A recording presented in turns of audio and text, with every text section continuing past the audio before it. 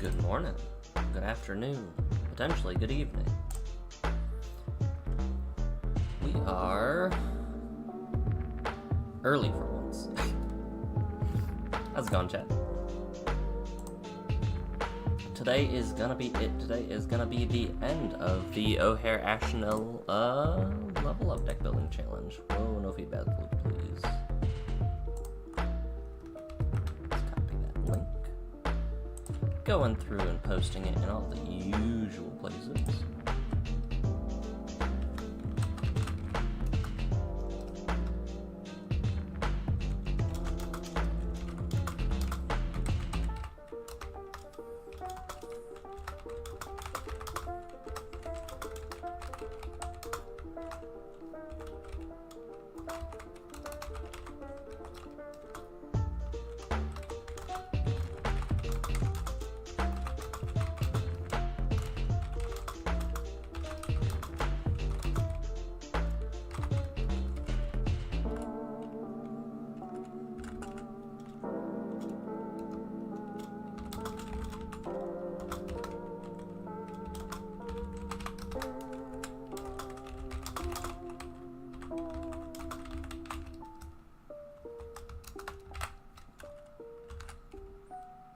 Typing up the answer, copy that, boop, there we go.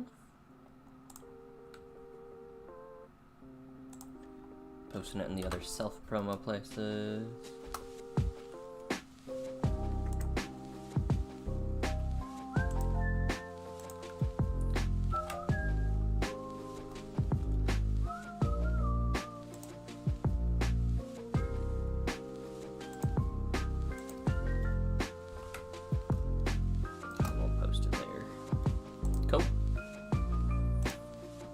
Chat, just so we can see if anybody's posting. Not the live dashboard. Is there a way to flip this?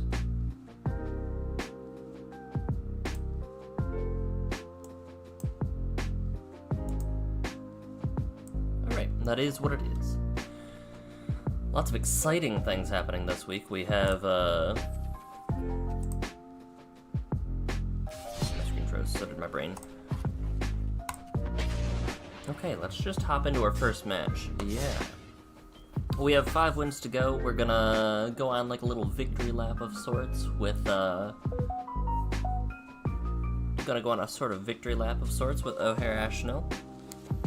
And then we will figure out who we're gonna brew next.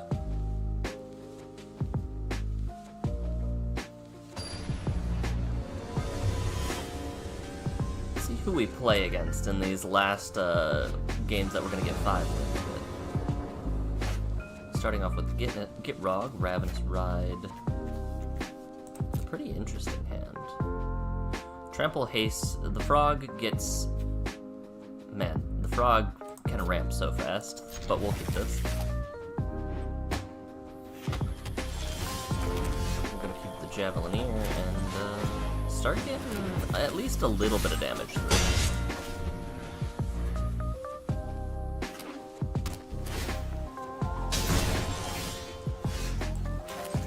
Now we can play Motivator and Arsonist. And I'm tempted to search for a, I'm actually very tempted next turn to search for Krenko. How big is the frog? 6'5"?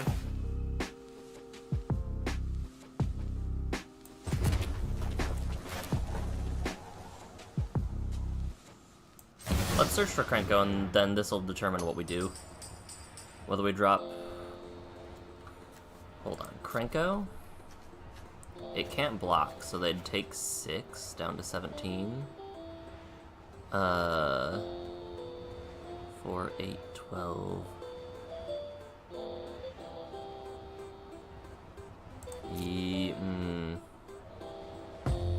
Let's actually look for... Where are you? Cavalcade. I like this a lot better.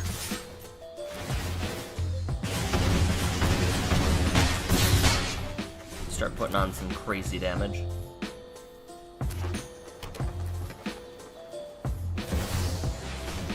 Vortex.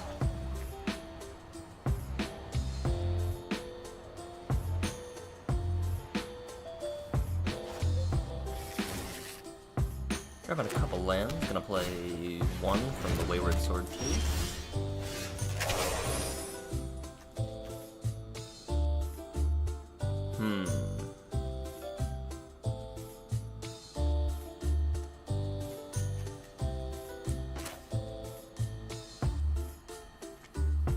I'm thinking, and it's, we've got a couple different lines. We can go for the safe play.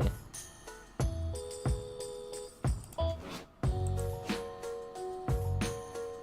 we can get a little greedy. And I think we'll go with red. And we will just try to do something next turn.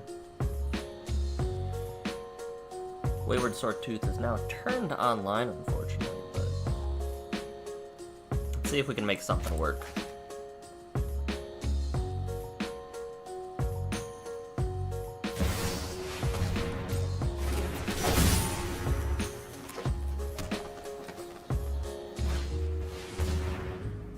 That's not good.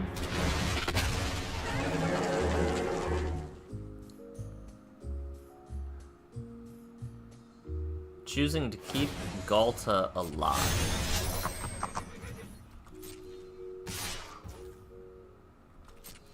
And I...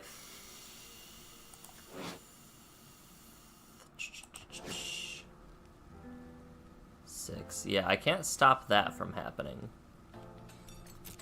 So we'll just let it go through.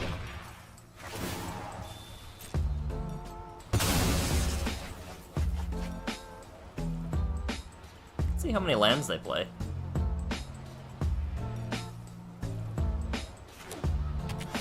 Just one. That's unsettling, actually. And I think we're just coming up a little bit short.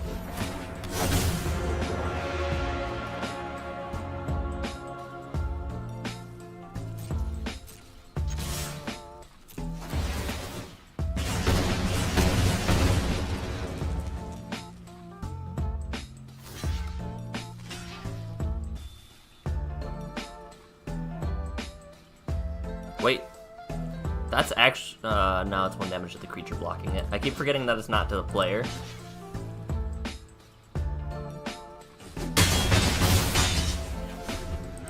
Good game. A close first game. A close one.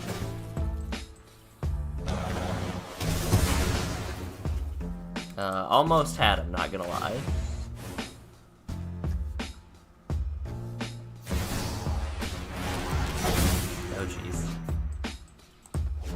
Okay.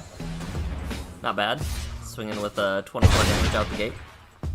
I can respect it. Alrighty, not a bad first game. Definitely a close one. Had to renew my brain juices on how this deck works. And the answer's really just gamble.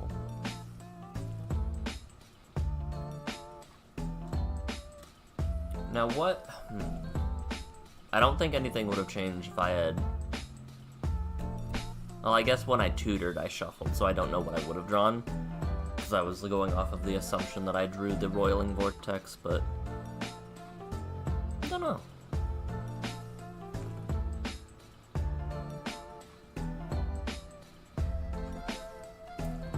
I hope you guys are having a wonderful day if you are tutoring in it, watching me work my way through this. Emperor Apatsek Intli the Fourth. Very, very good Dino Commander. What's its power toughness? A 3/4, unfortunate. Whenever another creature enters the battlefield and your control perpetually gets haste, gain 4 life, seek a card. Great.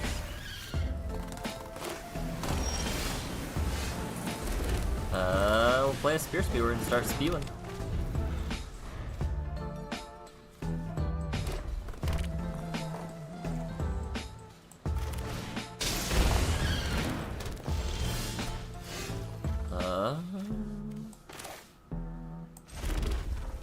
Let's see.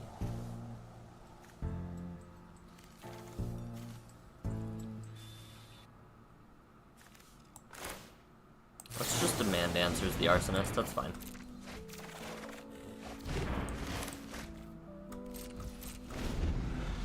Now we have a way to get rid of Inti if we need to. That's unfortunate. I was like, oh man, we're gonna get rid of this child. They're so small. Forgot to send a little bit of damage upstairs. Hopefully that doesn't matter. What happens if we gamble for a land?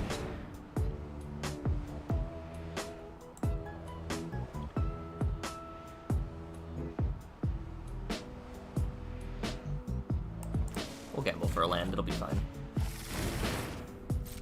One Ring is not one that I was super excited to see go. But you know. What's next? Smothering Tide. Tough. Well, let's see if that point of damage actually comes in.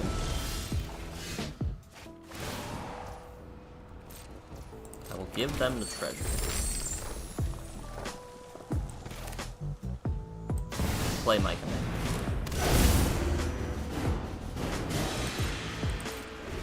I'm not sure what they're trying to do, because they're definitely slow playing it a lot. I think they're trying to do both in a turn.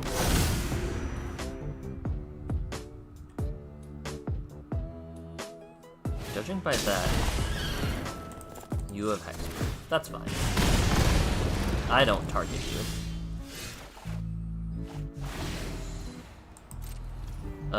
Do we care about this? We will pay our taxes now. And then we'll strangle plus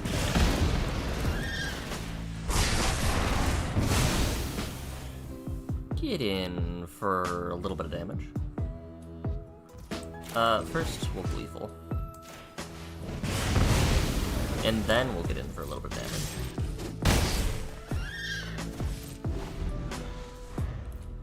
Fully expect a board wipe though now. Show it to me.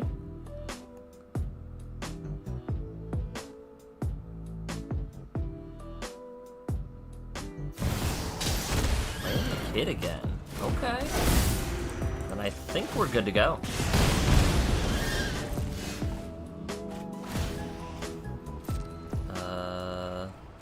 Yeah, good game. Yes, sir. Easy. We just had to bully a kid a little bit. I'm very curious to see what their plan was, what they had in hand to try to do something. It looks like they just drew all their protection spells, ramp spells, and not any of their mana value 4 or greater creatures to keep their plan going. Which I don't know why they did the Sanctity leyline over any of the other ones. Like any of the other cards in their hand specifically. I guess they thought I might have had a lot of targeted damage, but I don't know.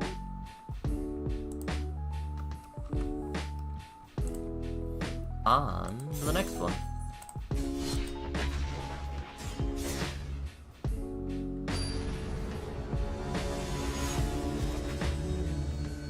Emoti, Celebrant of Bounty. A very, very strong commander. This is a pretty spicy hand, actually. Emoti is a commander that can get very out of hand very quickly, so let's just start our value engine. Keep trying to do things. Because worst case scenario, Emoti is almost always gonna be recasting itself the next turn after you kill it. Well, I mean,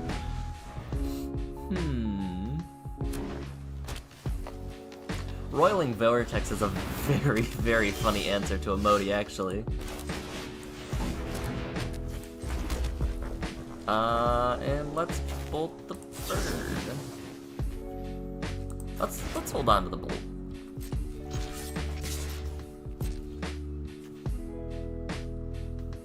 Hover over Voldaren like we got something to do.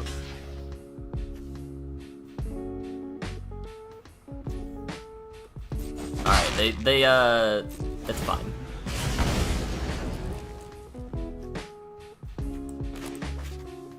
Next turn, if we don't draw a land, we can Electric, or if we're really feeling zesty, we can gamble, but I don't know if I want to do that. Map the Frontier, get 2 lands. Alright. I'm wondering if they know about Roiling Vortex. Let's ship away... I don't know, nothing. Oh, wait. Thrill, discard Electric.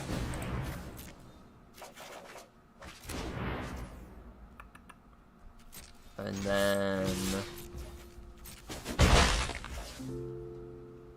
I really don't want to bolt the bird, but I feel like we should. We'll pass, it'll be fine. Yeah, fun fact, Roiling Vortex actually shuts down Cascade too, and I don't know if the opponent knows about it. Okay.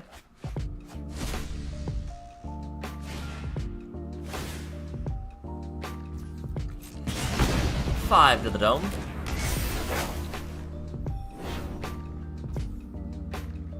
Absolutely.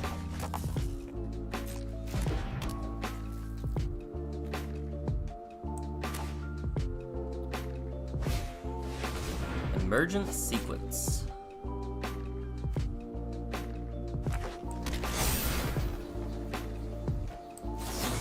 We now have a source to bolt that I enjoy, so we'll go for that. And now...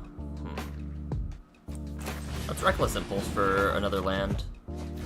No other land. Take care of Emoti.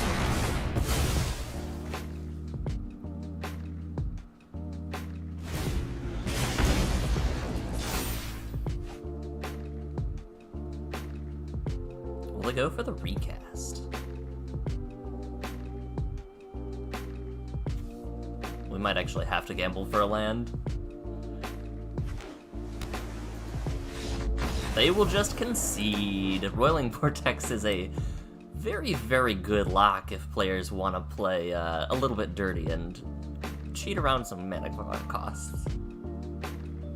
But with that one, that is another win on Rebellion. This victory lap is going pretty well. We will adjust our points and move on to the next one.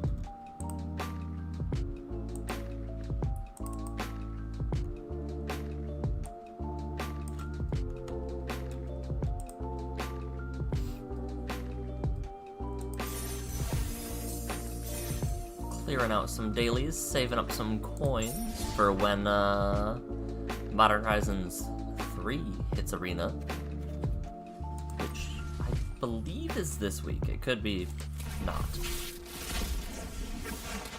We will have to double check that as well. Calamity's a very fun card, by the way. Repeat this process once is definitely a choice for a card, especially one that creates a token of a creature. It is also worth noting that it works with sacrifice triggers too, specifically.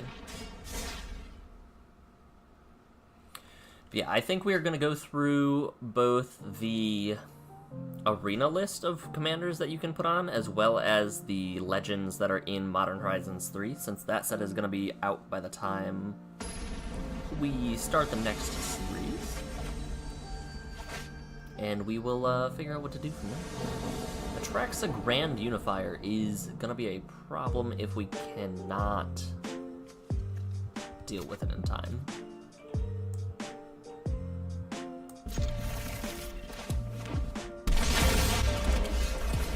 But let's give our Pashalik Mons haste and get over a little bit of damage.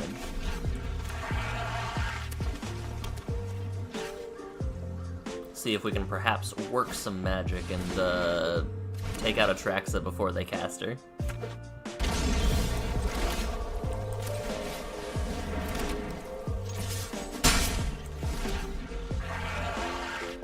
Alright, they are eyeballing my creatures. I'm trying to figure out why I'm playing the way that I am.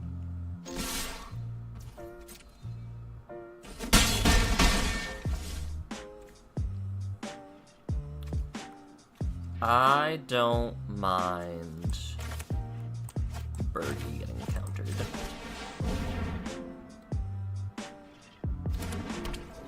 Or destroyed. Growth Spiral. Maybe Bergie isn't getting bodied. Oh, okay. Just lost all abilities perpetually. That's fine. Well, Atraxa hits next turn, which is not good. But nobody knows the past better than me.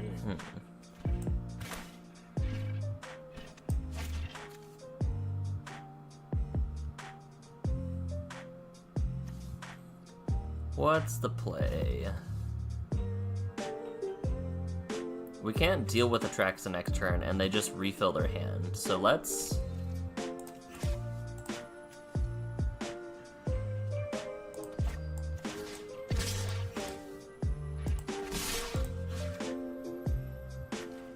yeah, let's do it like this. Decides to let him go.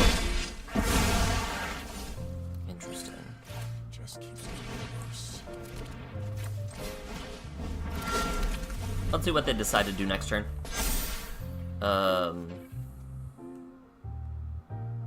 If they go for Atraxa or if they have something better in hand. Unfortunately, I cannot deal with Atraxa. And they just put a whole bunch of good stuff in their hand, so... we might lose. Midnight Clock, destroy all creatures. Curse of Silence, and holding up Wash Away mana, I would assume.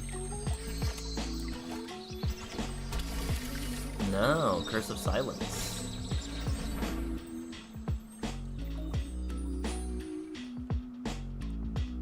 One, two, three, 4, 5, 6, 7, 8.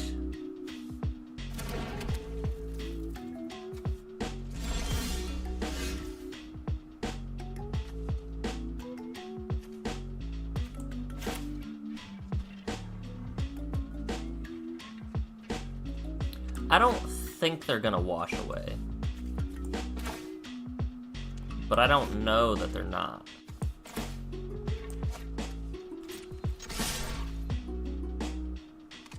Screw it, let's do it.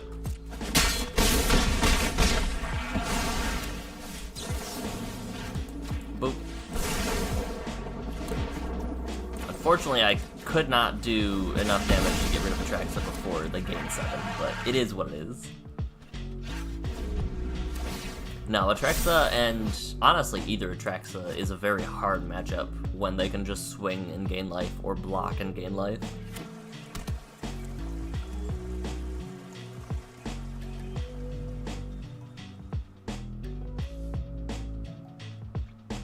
I've been at 3 mana for a little bit, though.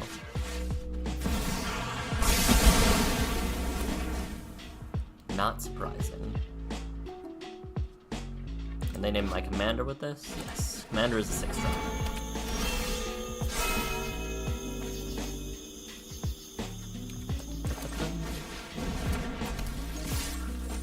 Boom. What are you gonna do about 2 damage, opponent? Easy. Settle down now. Okay. Yeah, we're done. Not gonna beat those allegations. Ulamog hitting both of my lands, bringing me back to 1. Easy. That's kind of why Atraxa can be a little bit hard to deal with. But shuffle up, on to the next one.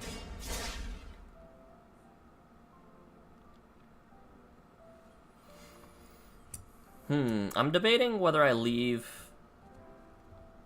all of the games in our victory lap, or whether I just cut away a few and leave a couple notable ones.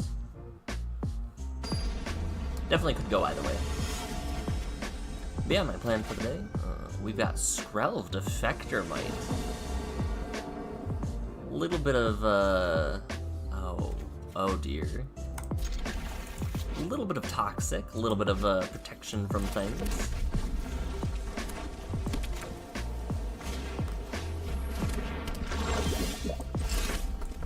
Alright, we'll do some dragon fodder. Your move, opponent. I've got 2 little critters.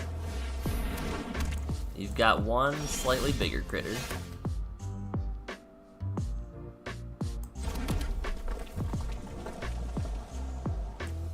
If I do this, can I? No.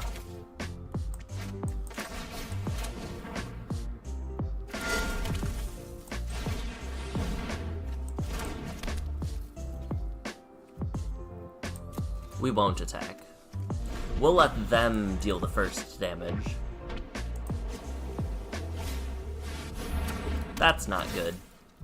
Unfortunate.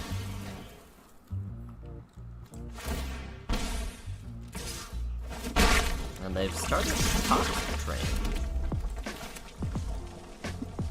Let's see what they do with it, but first... We're not my commander. I'm assuming they're just gonna take my commander out of the equation, but if they don't, it'd be really cool. I'm balling it, figuring it out. Making them lose all abilities.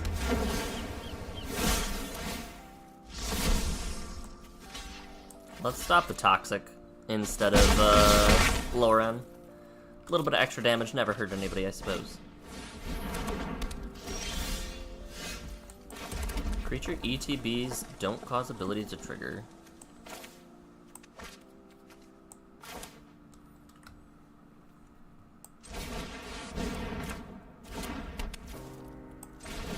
A little bit of a weird combo plan they've got going on, but we'll figure something out, I guess. Just attack with that guy. Now they kind of have to leave Skrelv up, otherwise things are gonna get a little bit funky. Good try though. Yeah, I'm trying my hardest out here. That's not good. Oh, that's very good actually. Thanks, appreciate it.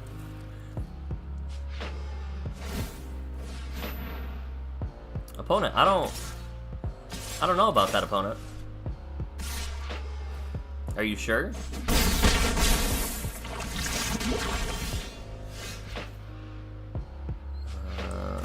I don't know about that, opponent.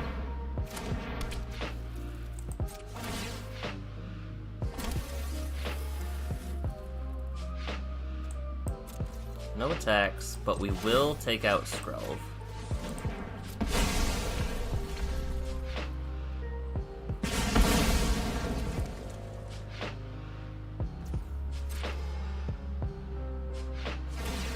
And they do still like me enough to make me draw cards. I appreciate them so much.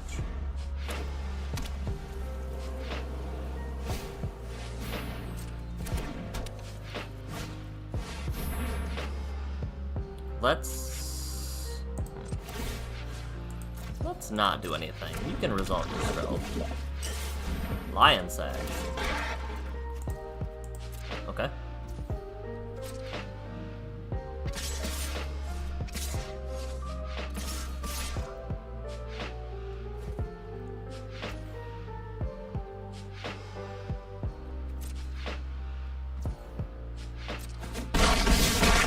Strange fight.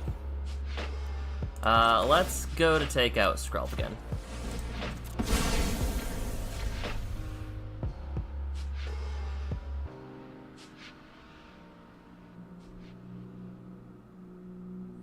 And I'm actually considering...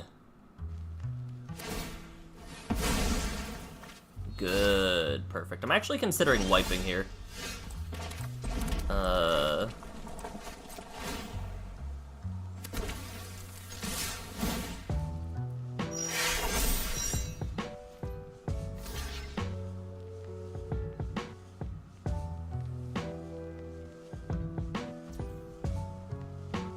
I wipe here...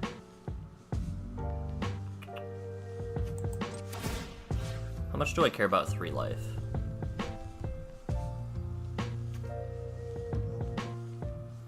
Not much at all. Yeah, you got it.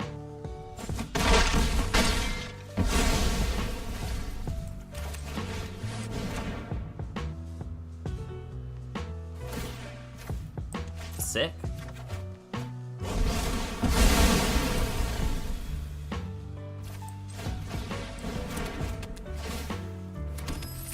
It is very unfortunate for our opponent that, is it just white ramp, apparently? It's white, like... I think they're going for, like, a white buff effect. Alright, what's your target? Skrelv, you poor summer child.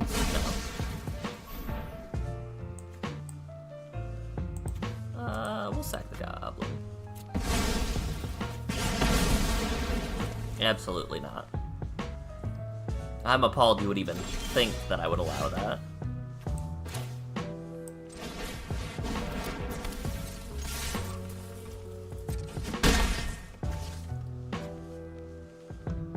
They're gonna play something really big and really scary, and I'm not gonna be ready for it. It's fine.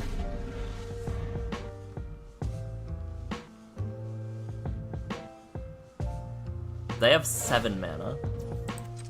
No, actually.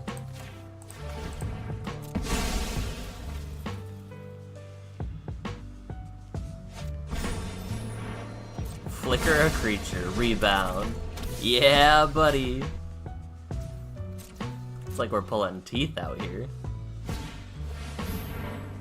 Wait. That's fine, I guess. And they'll make a 1/1.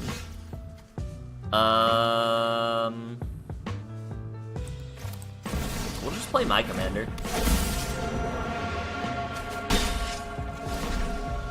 Would you like to flicker your vampire opponent?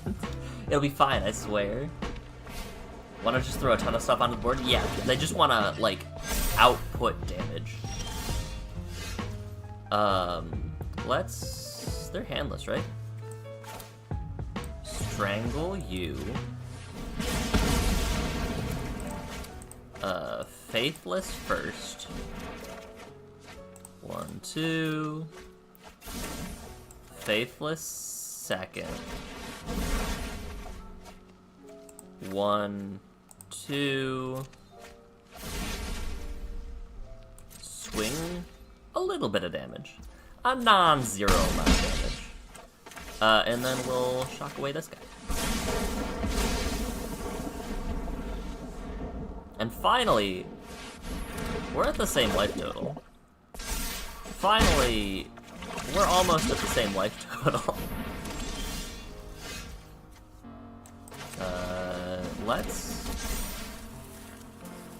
Ooh. My goblins do have haste, don't they?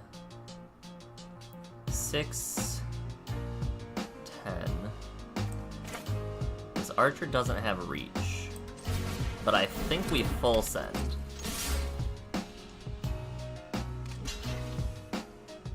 They're gonna trade. Interesting. I'm okay with that trade. Oh, they blocked the haste enabler. I should have, that's unfortunate.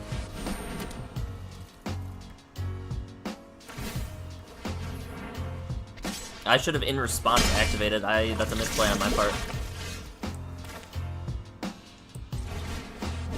We might pay for it.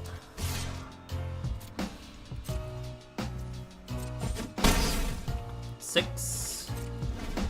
Let's see what they do here. Double strike toxic 1.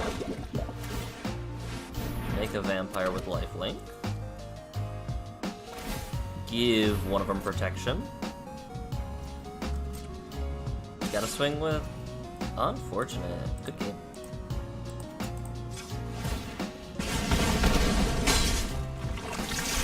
Because I have lethal. Yeah, that was just like a white value slugfest deck. It was kind of cool, but also like I don't know. I'm not sure. They were definitely going for the toxic route, and they were halfway to lethal that way. But I'm not sure how great that is, especially because it feels like this would be much better if they had infect creatures. Because the difference between Toxic 1 and Infect is, with Infect, if they deal damage, the opponent gets that many poison counters. With Toxic 1, if they deal amount of damage, they just get that much. So it feels like they wish Infect was in this format. But let's update my deck list. Let's update my my points. Because we are just a few points away from winning. And then get rid of that.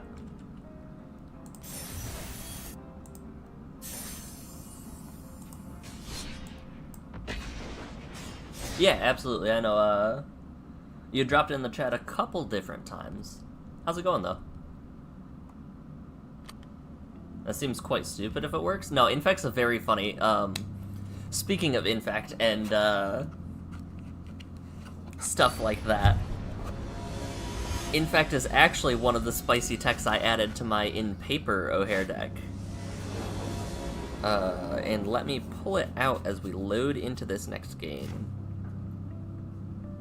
So I can't target, but this hand is kinda sexy. Hinata Dawn Crown is a very strong commander. It makes all of their targets cost 1 less, and all of my targets cost 1 more. And what that means is all of their X spells that target any number of permanents are basically free. They just have to pay the initial cost.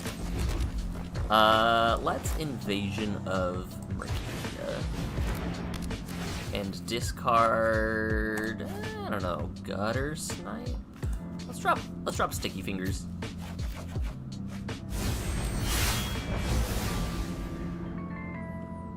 About 6 different decks, about to be 7? What are you working with?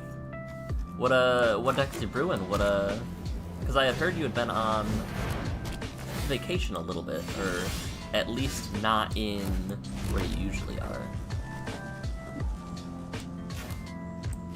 Goblins have haste, or I can Gutter Snipe. I think I want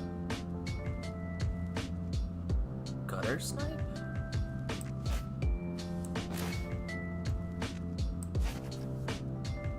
I don't know. I've got decision paralysis now. Let's play War Chief and go for next turn if I draw land, Gutter Snipe plus Matron. Morophon with Transformers. Okay. That's pretty nice. That's less nice. Key to the Archive is a very good card.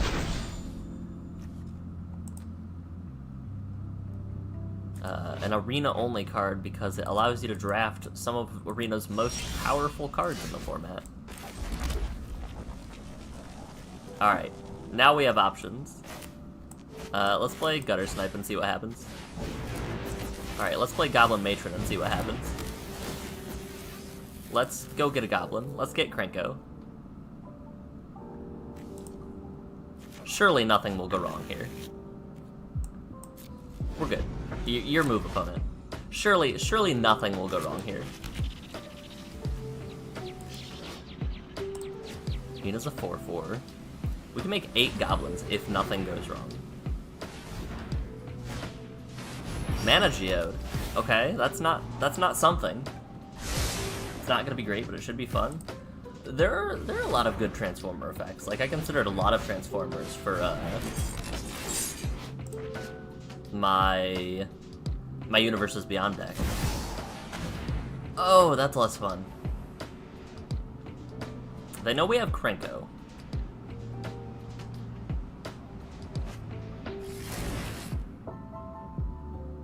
And they can cast whatever spell they want to right now. Man, they're just ramping.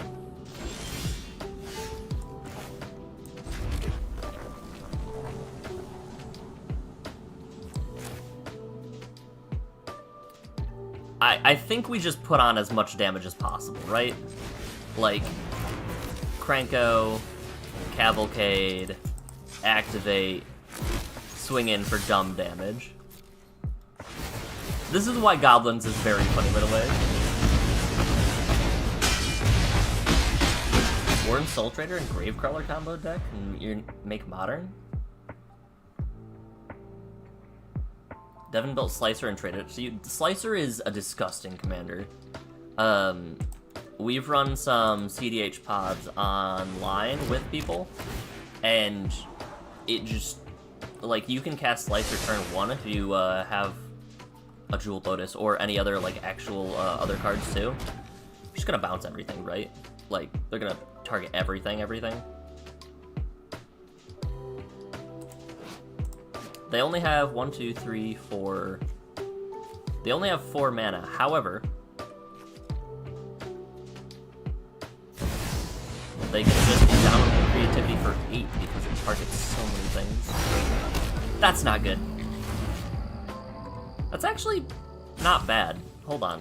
We just win. Right? 2 damage any target. You drop the War Chief, right? Yeah. Make a blood token. Alright, so they got rid of my Goblin, unfortunately, but they just lose. Like, they Indomitabled for 8, which is very cool, but none of these actually stop them from losing. Because we have both Cavalcade and Goblin Bombardment, and O'Hare if we get another land. But let's see what we draw first. We did not get the land. So let's... It's the Goblin Bombardment. How do you like that, opponent?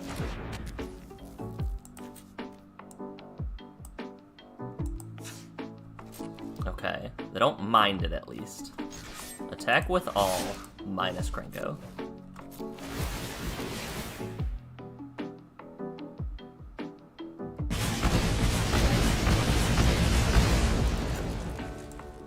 They move to blocks.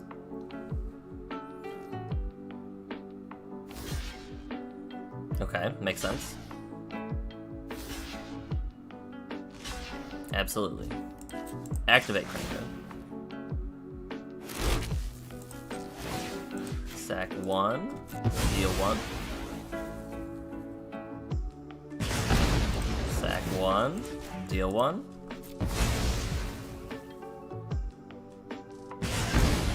Sack 1, deal 1.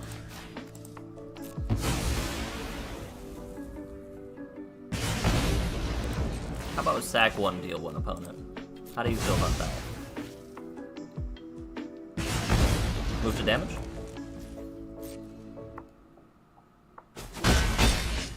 Opponent, how do you feel about sack 1, deal 1? Okay, opponent, one more time. Sack 1, deal 1? Maybe? Yeah. Easy. And just like that, we are one game away from finishing out our first O'Hare Ashnell level up deck. We have 11 points, so we could, like, after our next win, we could consider if we wanted to add any mythics or anything like that, but it's very fun. Zombie combo kills. Wait, let me look up Warren Soul Trader and the other one.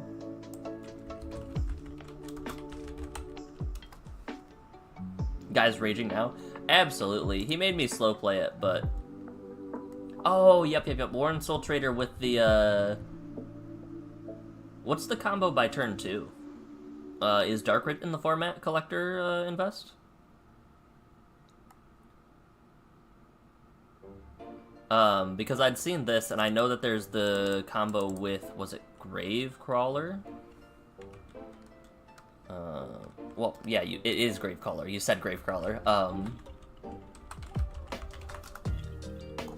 Because Gravecrawler, you can sack a zombie to make a thing. So turn 1, Gravecrawler. Turn 2, I could see you doing any of the edict effects, Zulaport, Cutthroat, etc., etc. But what's the play to get it out of turn early?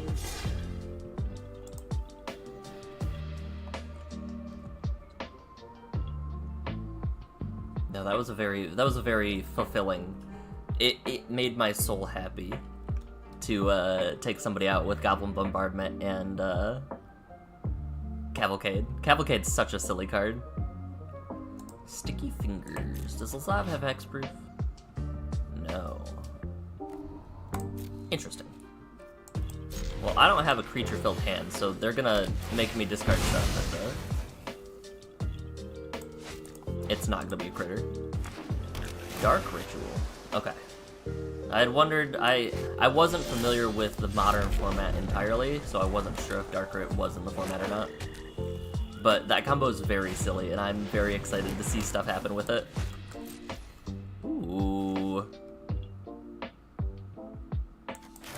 No.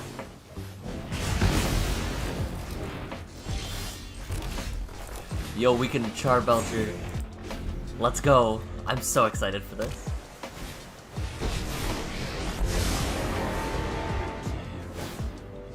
Okay. You mill 4. No shit. That's gross.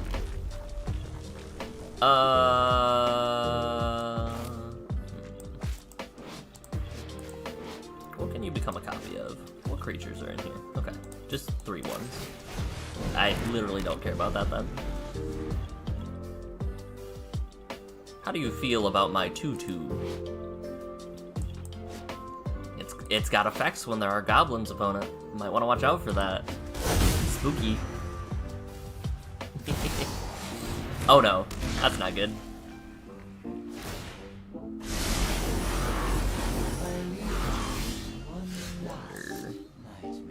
For... yeah, we're gonna draw. It's gonna suck. Out my body.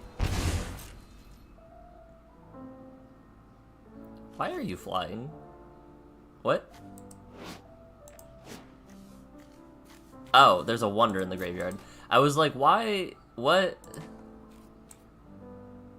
Alright, so we can't actually search our library, and I almost made that mistake.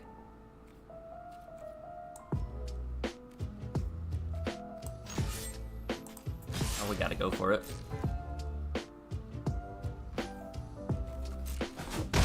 You must be quelled. Let's drop Sticky Fingers because I forgot to equip it. Let's lose some life. Not a determined amount, you know, as one does. Alright, we need 13 non-lands on the top of our deck. That's what we're gonna do here. Lots of removal, lots of Demir things. A Newt. A hexproof dude. I mean, they've gotta have a counter spell, right? Draw out my body. Charbelcher? How do you feel about it? They'll allow it. Cool. Get in for the amount of damage that they're gaining as they draw cards. This is fine. I'm gonna build it in the... I think War Infiltrator is gonna be very, very cool in a modern deck. Lots of unblockable. That's fine. There's not really any good things.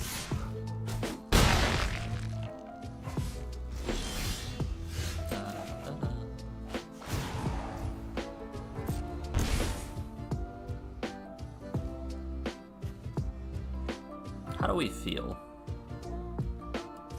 Like we're in danger, I guess?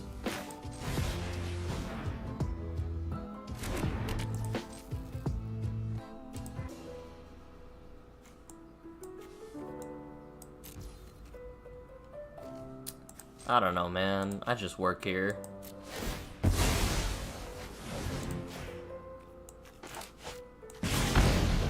Counterspell. Yeah? I don't think there's a 4 power toughness or greater in your bin. Just let it go. Let it happen. It'll be fine. Don't hover over Shieldred like that.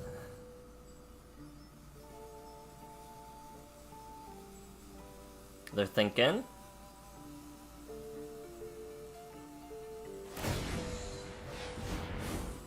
Okay. I'm just gaming for life. Okay.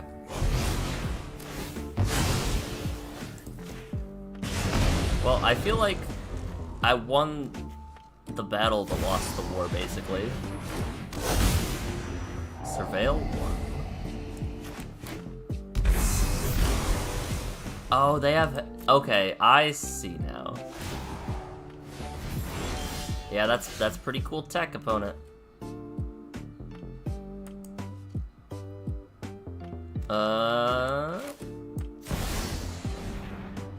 We gambling. We're gambling for End the Festivities, specifically.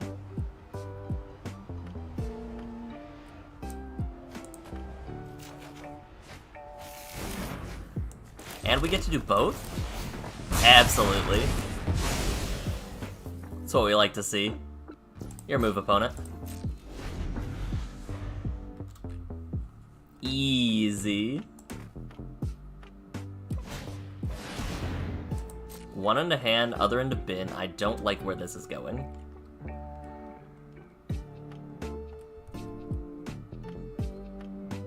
We're gonna need some spicy rips off of Goblin Charbelcher to actually make it back from this. I'm sorry, what did you put in here?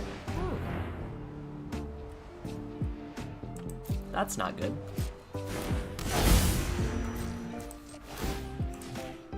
So for some good rips, that was a really bad rip.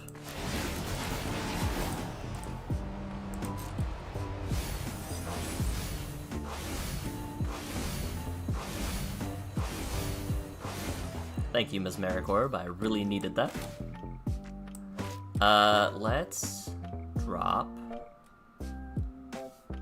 a card and draw a card.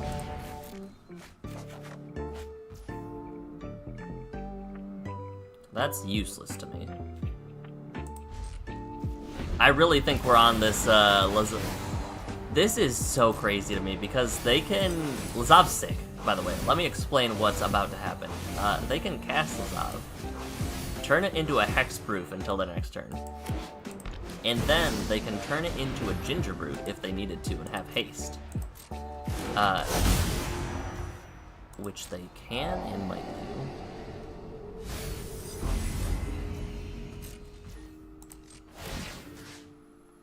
do.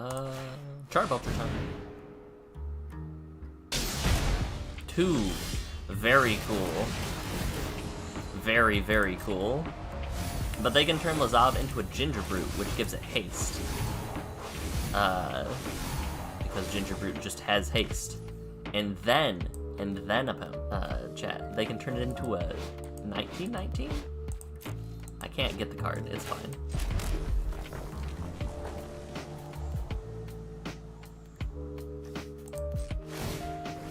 Let's drop Roiling Vortex because I will die before they die. Cool.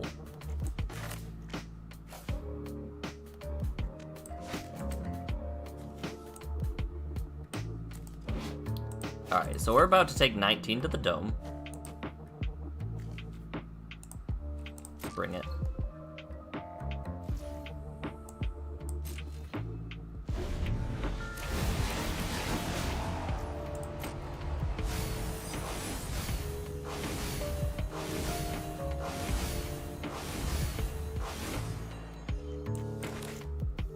Otherworldly Gaze.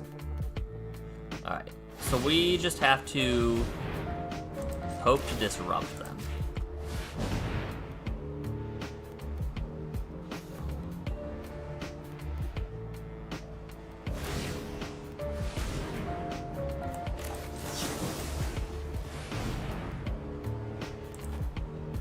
We did not disrupt them. Good game.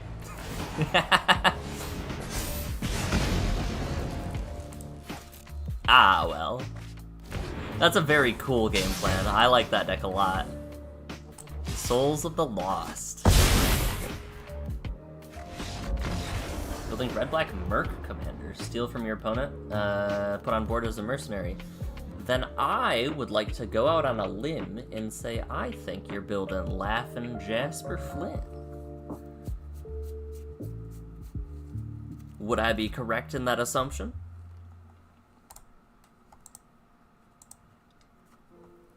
To go back a little bit while you're typing up your answer, Neogen, speaking of Infect and that mono white deck, and let me pivot back to my Just Me scene. You know my commander. You know O'Hare. It's the guy I've been playing this whole time. One of the uncommons I added when I got to like level 3 or 4 is called Fallen Ferromancer, which you just need to see the word Infect. It says Infect, and fun fact, O'Hare does not make O'Hare deal the damage. It instead makes the creature deal damage equal to O'Hare's power. So if I buff O'Hare up to a 10 power, and I tap Fallen Ferromancer to deal a damage to a creature or player, it can deal 10 Infect to a player. That's the spicy tech. That's what I really like. Because I am here to earn points, and I'm here to earn them efficiently. Gosh darn it. Lord above is my witness. I will strike players down with the power of Infect if I need to. Let's throw that back over there, though, in a spot where it's out of my way. Another child. Wow. Alright, we have no way to remove a child, and they go first. This could be a lot worse than the last time. Utopia Sprawl, already getting the ramp on. Yeah, they can drop turn 2 child.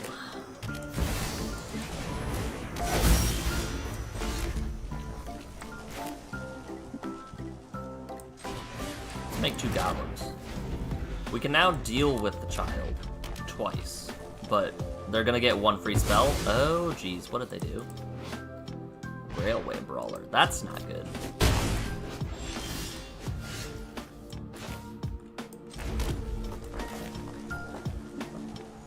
Let's play Bombardment and Strangle. I'm not gonna say that sentence out loud. Hold on. Cancel. Get in for some damage. We will remove the creature from the board. Spicy Solitaire, we've got 1 win left before we wrap it up.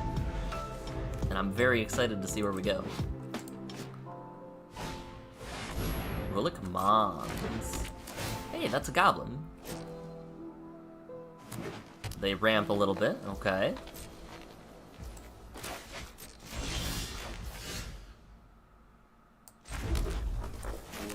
Let's...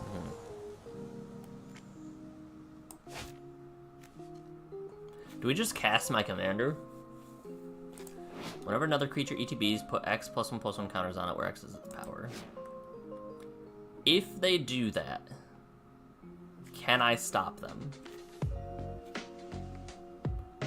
Not if I... Fable's too slow.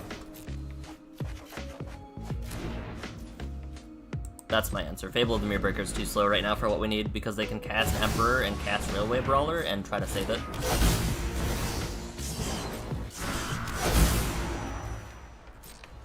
Did they do the ordering right?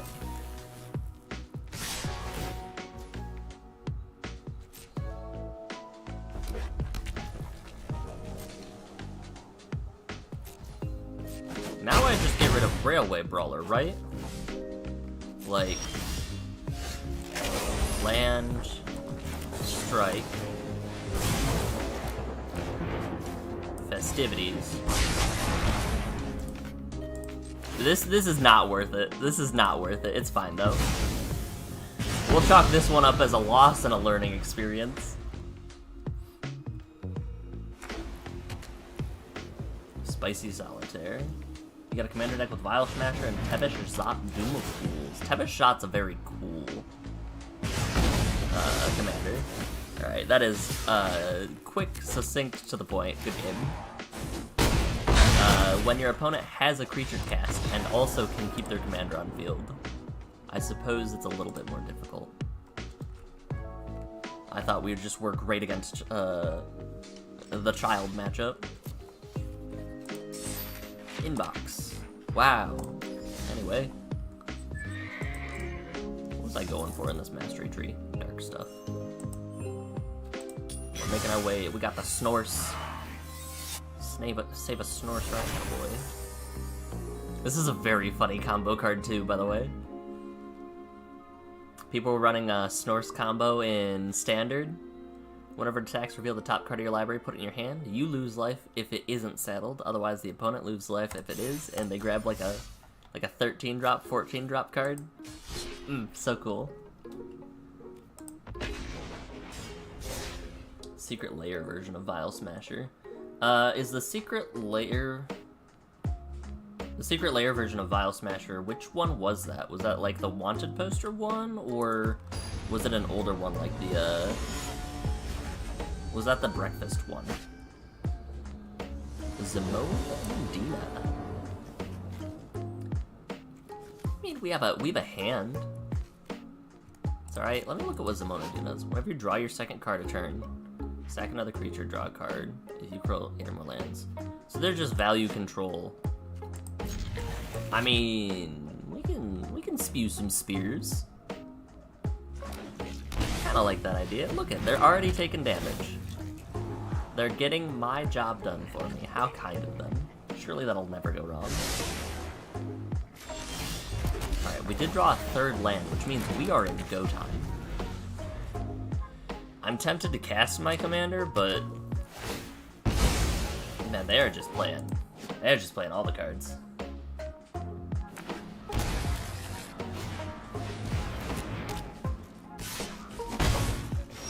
Warren Soul Trader, red-black modern deck. Thinking of building. Go for it, man. Absolutely.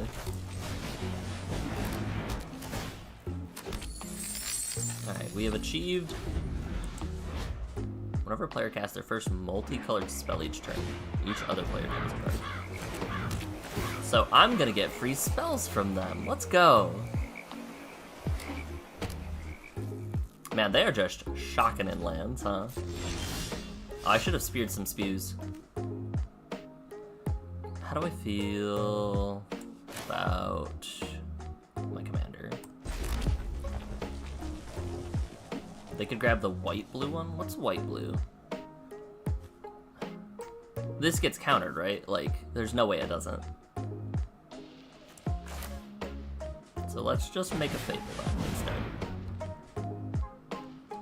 I'm pretty sure they... I'm very, very afraid of Wash Away. That's just what it be.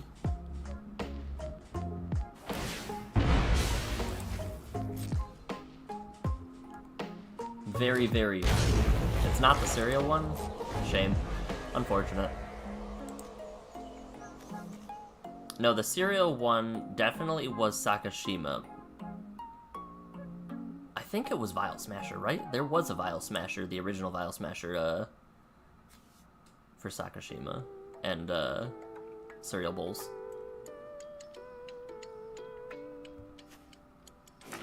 Alright. Get a Triumph, play a Tatiova. Yeah, buddy.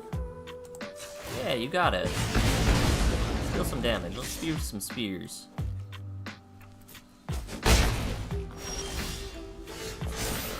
What now? Let's drop the motive. Let's hold on to the motivator, actually. Let's drop Bitter Reunion and Den of the Bugbear. Tuk Tuk, Rubble Fort. Let's play our commander.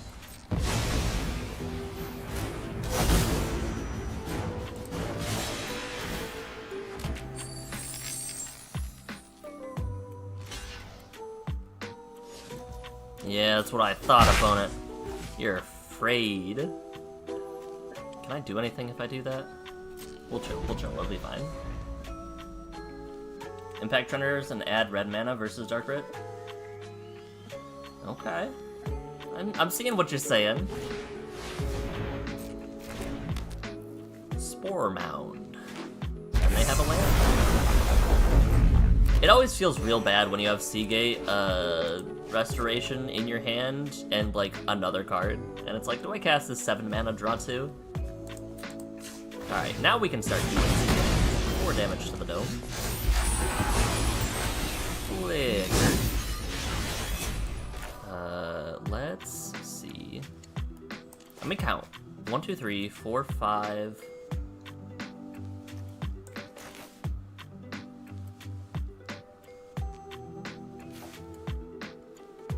5, 10. Do we unexpected for Kev? No.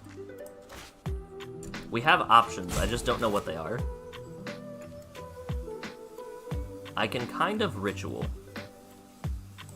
And so I'm gonna start with ritual. Sack Reflections, because we have game here, I just don't know how yet. Do we spew spears?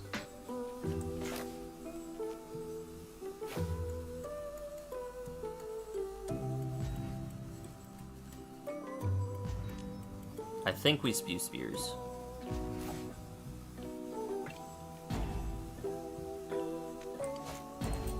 Yes, we spew spears. Then we sack Spear Spewer to gamble.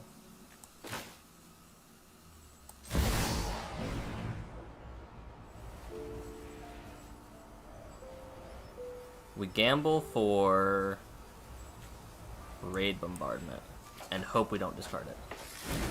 Go for game. Sick. Beautiful, even.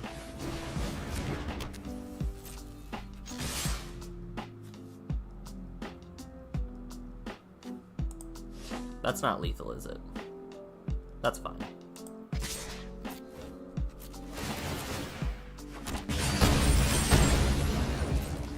Because they need to block quite a bit in order to, I needed to attach Sticky Fingers to make it lethal. Opponent, do you know how trample works? Okay, they did not want to get rid of Tatiova, I guess. Yeah. Huh. I think opponent forgot that my commander had trample. There's a lot of text on it besides that.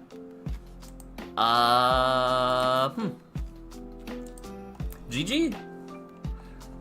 I will allow it, I suppose. They really didn't want to get rid of their Spore Mound or their, Tatiova, though. But that does it. That makes 60 wins with O'Hare Ashnell. Starting all the way back at all commons. We have made our way through, adding points, adding rares, adding mythics eventually. Let's see if there are any other cards that we would add to bring it up to level 60 and kind of appreciate where we came from.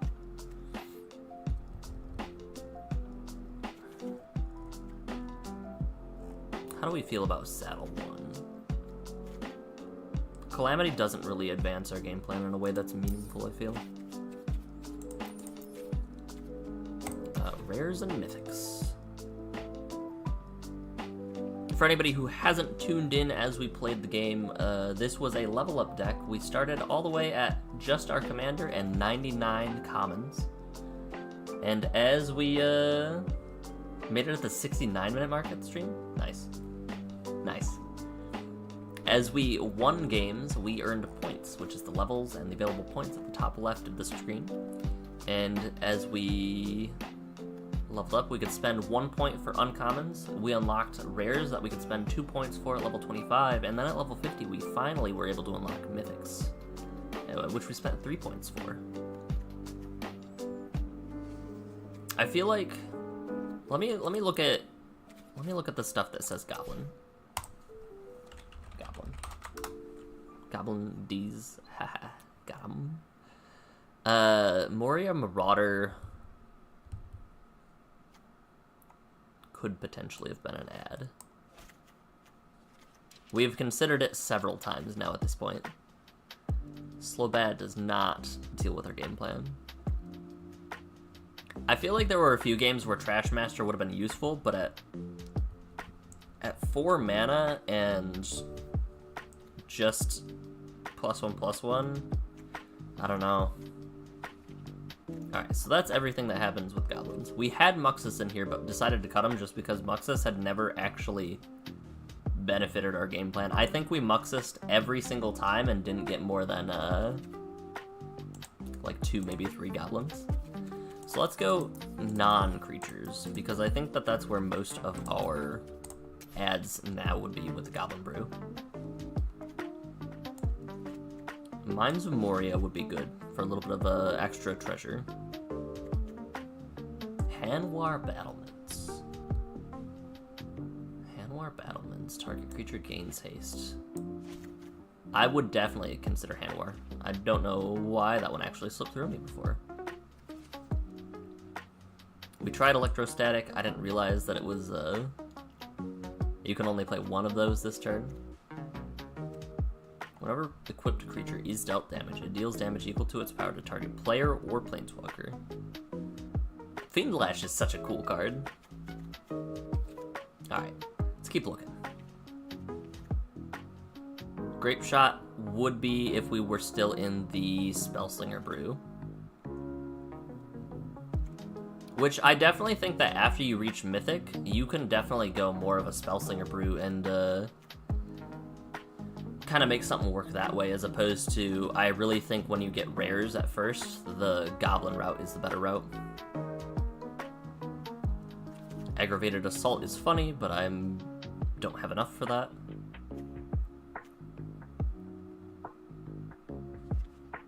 Display of Power, Chaos Warp for some extra removal. I feel like Chaos Warp, being able to add in and just like get rid of whatever the biggest thing is. Display of Power. Copy any number of target instants and sorceries. Very expensive for what it do. Again, better for Spellslinger. Shared Animosity. Whenever a creature you control attacks, it gets +1/+0 till end of turn for each other creature that shares a creature type with it that's attacking. Shared Animosity, I think, actually should have been in the deck. And the reason that I think that over, like, the Goblin Welder or whatever it was, is because you can stack that with Cavalcade of Calamity and any of the other ones, because you can just... like, Cavalcade will see them trigger on attack, and then Shared Animosity will also trigger. So Shared Animosity is kind of spicy. Vellicut Awakening, Vellicut Exploration. Very good card. Very, very much so. Like it. Probably actually would consider it if, because lands and, like, running out of cards in hand was still a woe of mine, even towards the end. That's a Phyrexian Horror, not a Goblin. Unfortunate. Damage isn't removed from creatures your opponents control during cleanup steps.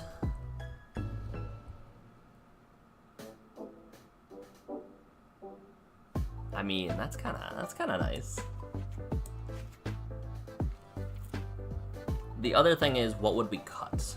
Because, like, all of these cards, sure, nice. I like it. Very cool. What would we actually get rid of, though? Leyline of Lightning. Very funny for Spellslinger variant. Great Feet, Jaya, Storm's Wrath, Elder Dragon War. I feel like there could be a very cool brew around Taralf as well. Burn down the house. I do, man, Fires. Fires is a fun card. I just like Fires in general. And now we're getting to the stuff that, like, it's too expensive, or there better be a good reason for me playing it. Like, Hit the Motherlode will never be... well... I would be making, like, 7 or 8 treasures almost always.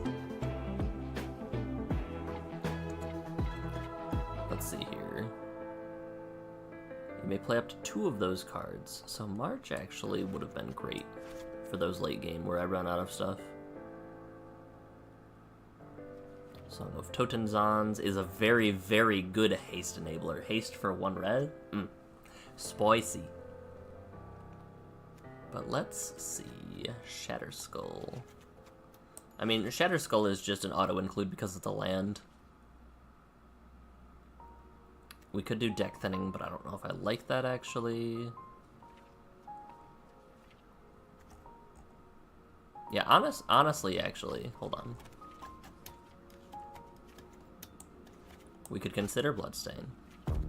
We can consider Fable.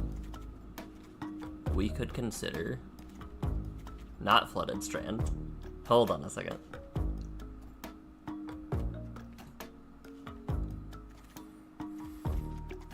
Wooded.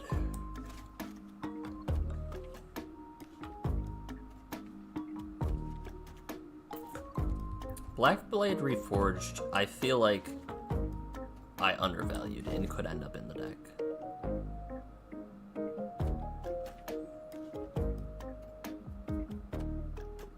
Blackblade Reforged actually probably should have ended up in the deck too, hold on. +1/+1 for each land you control, equipped for 3? What was I thinking not adding that? Chat, by the way, I lost to a Mesmeric Orb in Commander the other day because nobody had artifact removal. This is a very scary card if it can sit out for several turns.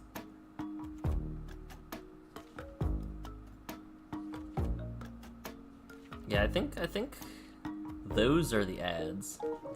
By the way, not a lot of people picking up on Liberator being very good for the Eldrazi precon coming out in a week.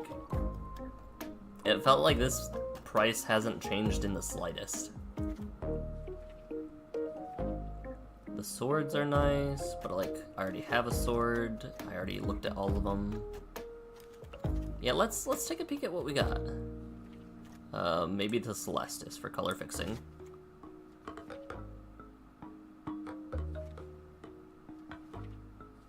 Giving it one more look-see. Yeah. Now we're in the crazy expensive stuff. Alright, what would we cut out? Let me get the lands over here, just because the lands are easy cuts. 1, 2, 3, 4. Apply styles. Now, let me put the lands back in the land pile so that we make things smaller. Are there any cards that I feel like have underperformed besides Charbelcher, because Charbelcher is amazing, and why would you even consider cutting Goblin Charbelcher? Outburst is great, Warchief is great, Chieftain's great. There have been times where Tuk Tuk Rubblefort's good, like turn 3 Rubblefort, turn 4 Krenko. Especially if I had like the Goblin Dragon Fodder. But let's take a peek. We could cut Gutter Snipe. I'm just gonna put them over here. These are staying, it's fine. I don't care about my curve. Bergie is very, very good removal fodder.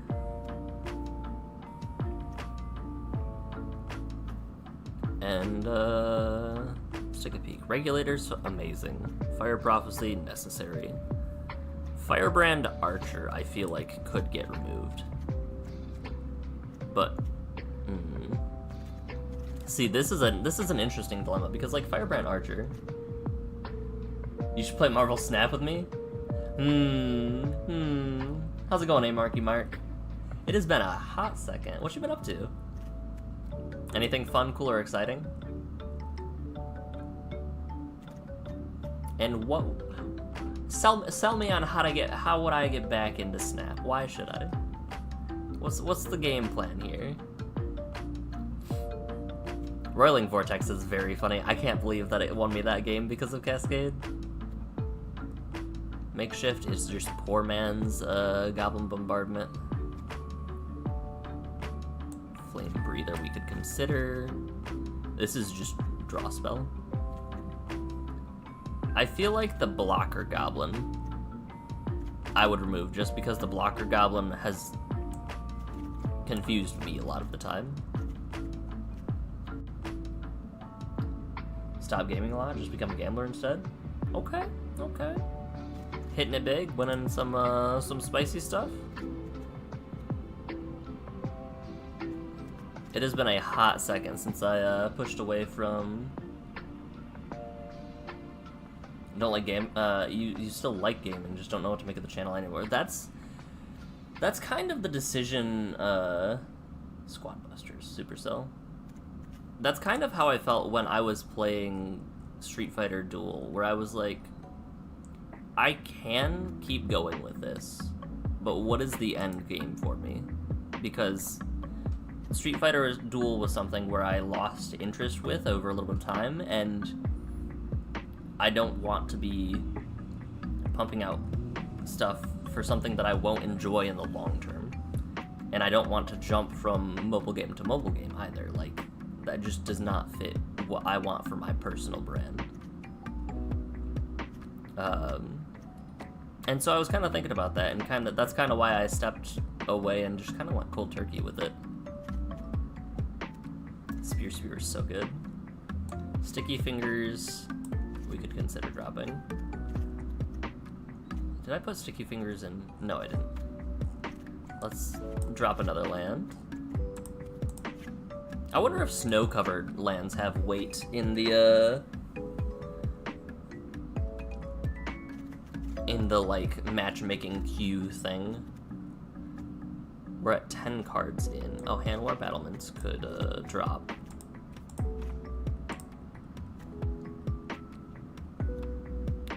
I don't know. I'm still feeling like Moria Marauder is meh.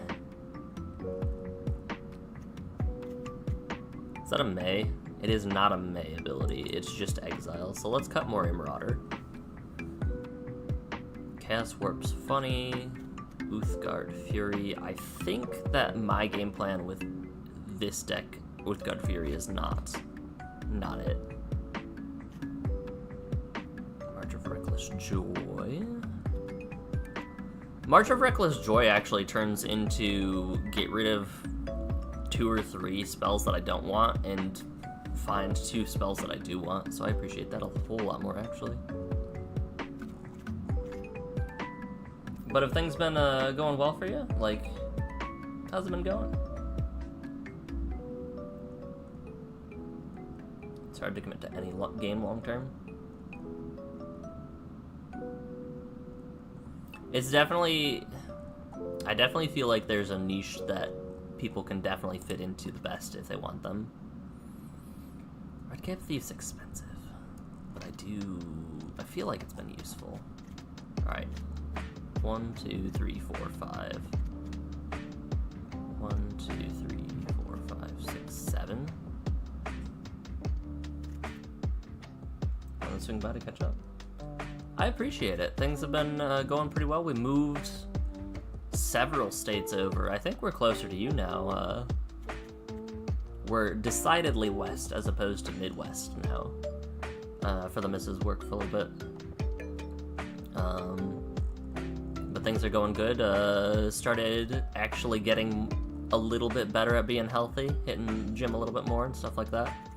Which, it was bad to the point where, like, Shirley and I once ran across the road back in Ohio, and it was like, we're out of breath. This is a problem. And as soon as we move, we're like, we're getting more in shape and actually sticking to a schedule. Was Urabrask good? I don't think Urabrask is good in this deck. In the Spellslinger version, I think Urabrask is phenomenal.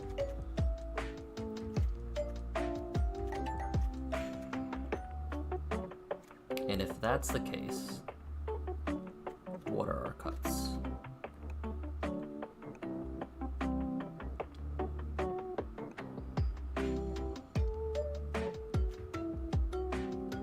I also think, yeah, I've only cut lands, so let me actually make sure that I have the points for this. 1, 2, 3, 4, 5, 6, 7, 8. Den of the Bugbear has been very lacking for me. So let's go up an unspent point. Health is wealth, as always. Absolutely. -8 for the lands puts me at 5.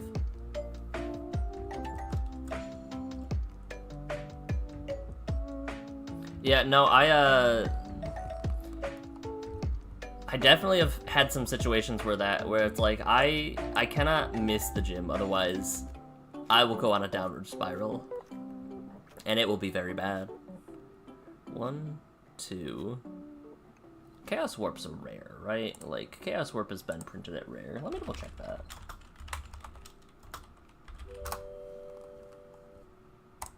But yeah, if you ever wanna learn a little bit more about Magic or see some Magic games or something like that, Mark, I'm doing Magic content, so. But I've also been streaming a little bit of some other games. I have a backlog of games that I want to play, honestly. Been working through Paper Mario Thousand Year Door. I have Mario RPG that I've never played before, ever. And the remake is out and in my possession. I also have Final Fantasy 16 that's just sealed, so like, we have options. We have options. So that's a rare. Chaos Warp is indeed a rare. Shared Animosity. Let's double check that one. You get sick from lacking that dopamine hit?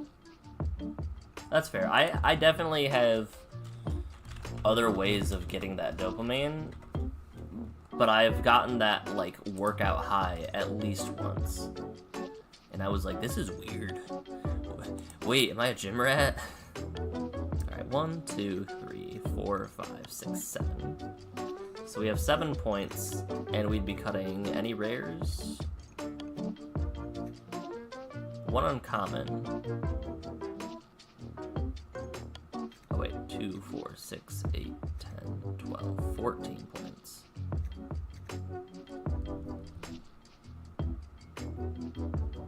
One, 2, 3, 4, 5. My math got messed up, I'm very sure. Yeah, have a good rest of your day, man. It was very good to hear from you. Glad to learn a little bit more about how you're doing and stuff like that. Take care of yourself, and remember to tell the people you care about that you love them, too. Alright, so we had 12 points at 60.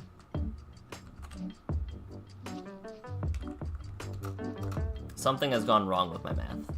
We cut 1 rare, so we went up to 14 points. And that is all the cuts we've made so far. 1, 2, 3, 4, 5, 6, 7, 8, 9, 10, 13. So if we wanted this mana base,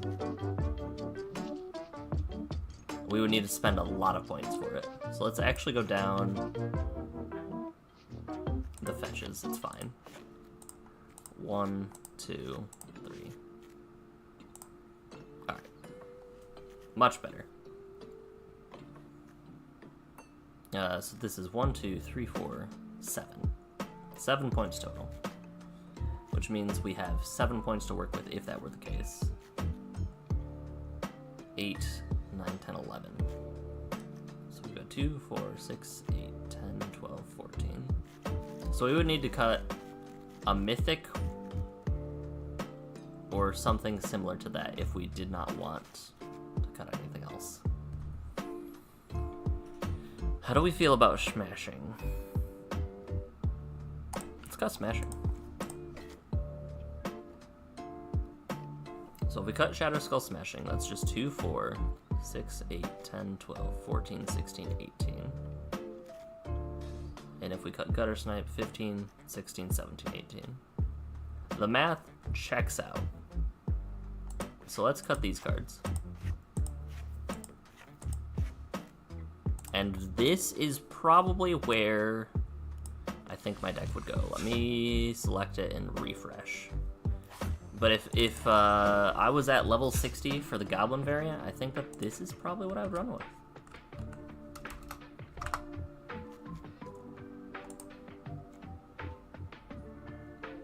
add a little bit more card selection, a lot more ways to remove stuff.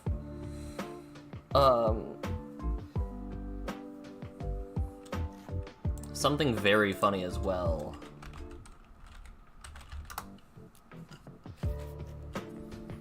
Iron Crag Feet. 4 mana, add 7. Would allow me to cast my commander and equip it on turn 4 if I had Black Blade out earlier. Which would turn him into an 8/8. Which if I had Spear out, or something similar to that, would be funny. So I would consider that, but probably in the Spellslinger variant instead. So I think this is what we're working with. It has changed quite drastically since level 0, and I wonder if there are other ways that you can take this deck as well besides just Spellslingers and Goblins, but this is the one that I found the most fun with. I found to be the most insightful, and my paper deck will probably look very different from this, actually, if or when I ever make it to level 60, considering I'm running Infect in it. So, but that is gonna be it for O'Hare Ashnell. We will safely retire the deck since it has reached level 60. Just to go back to comparison, this is what the deck looked like before we actually did anything. A lot of 1 and 2 drops and 40 lands. That is so many lands. We've come a long way. But that's gonna be it for O'Hare Ashnell. We will pick up a new mantle and start leveling up a new commander. Probably next week, but if not next week, I'm gonna give it the I'm gonna give it a little bit and see where we go. Boom. Alright.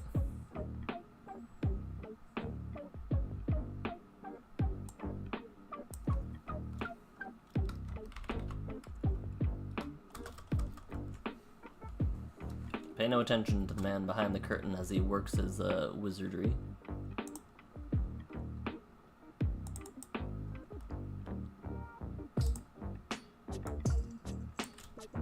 Boom. 0. Reduced to atoms, all the way back down to level 0. Now, I'm gonna go through and I'm gonna figure out some potential commanders. That would be interesting. We've already seen Toxic with Skrelv. White, blue, black, red, green, multicolored. We'll put Kenrith here, just because.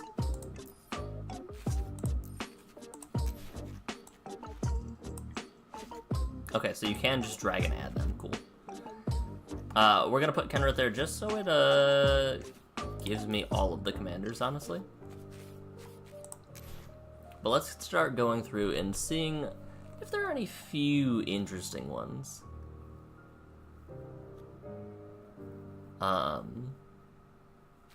Something with a unique game plan, but not something that's like horn-fisted into one specific archetype, I guess. So, like Yada, Font of Hope, not particularly interested in, just because it's like, yeah, build angels, and good luck finding good luck finding common angels. Cats would be a lot better, especially with equipment.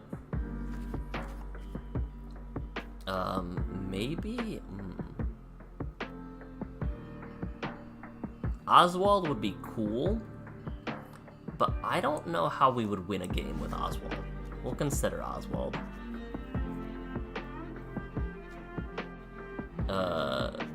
We will definitely consider it. It could be very, very hard to win, I feel.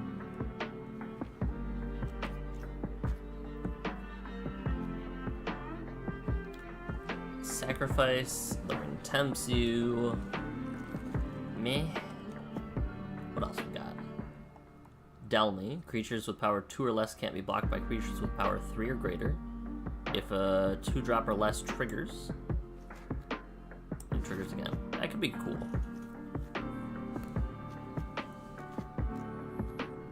Heya, just standard life gain stuff. How do we feel about Lulu? Creature, when you cast a creature spell without flying, it perpetually gains flying.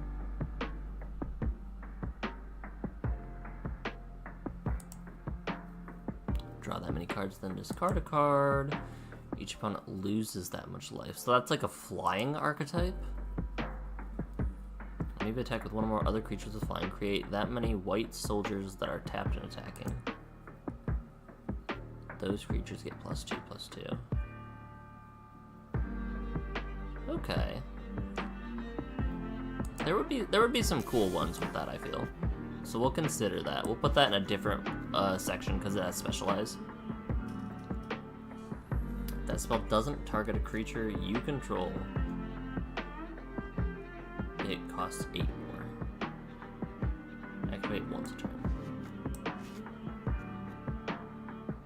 Okay. Target enchantment from your graveyard. Terranika was very useful, and I don't remember in what specifically, but I ran one where it was like, yeah, you can just turn your commander into a 4/4 with indestructible. Get in for free. Don't care about swings.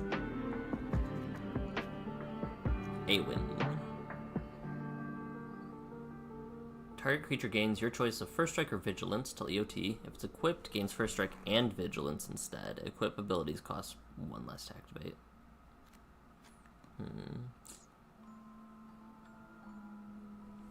Vladimir and Godfrey.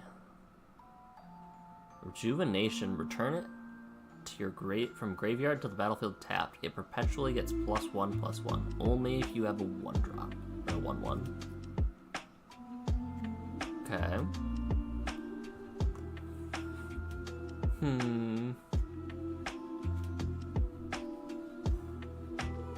We can do Bill. Bill is just different walls. Gisela the Broken. We could run Gisela or Bruna and not be able to run the other one until we get to like 25 or 50. Sick. Okay. Target creature without First Strike, Double Strike, or Vigilance can't attack. This feels a lot better in 60 card formats where you can run 4 copies of Monk of the Open Hand, but it is what it is. Creatures you control are enchanted or equipped have Double Strike. At the beginning of each combat, you may attach target aura or equipment you control to a creature you control to target creature you control. Nine Fingers Keen. Is Keen... I would need to see if Keen is in Arena. I don't actually think he is, but I could be very wrong. Honestly, I like seeing Heliod here. I really like Will and the idea of Will. Man, there are so many creatures. I'm kind of hesitant to go above 4 mana.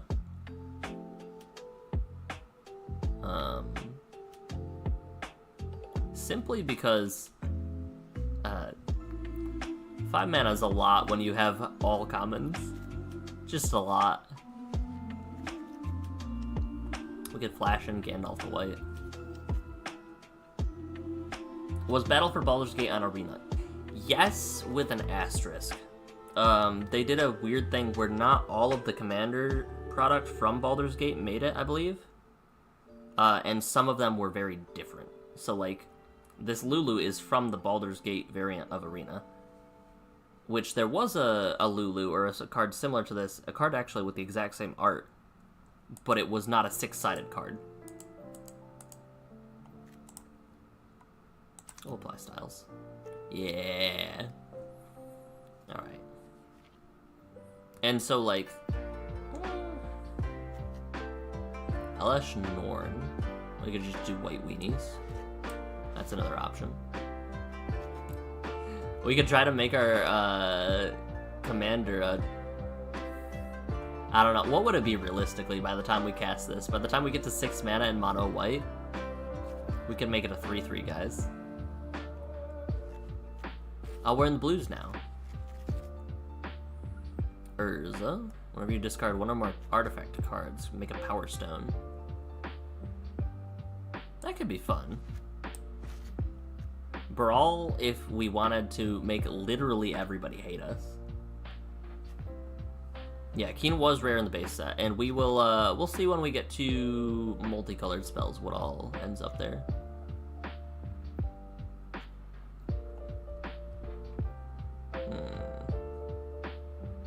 I feel like Bill Fernie, Breach Swindler should, have partner with Bill the Pony. Copy target artifact spell on the stack that you control.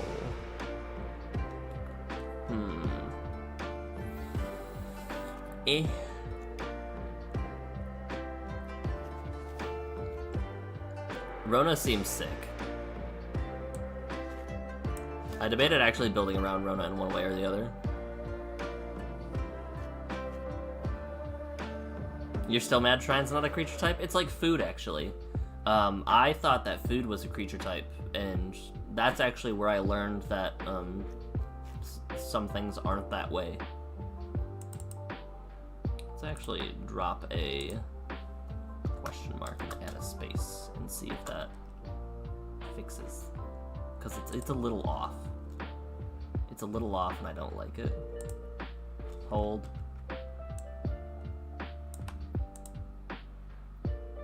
It's still off. I can see it. I can absolutely see it.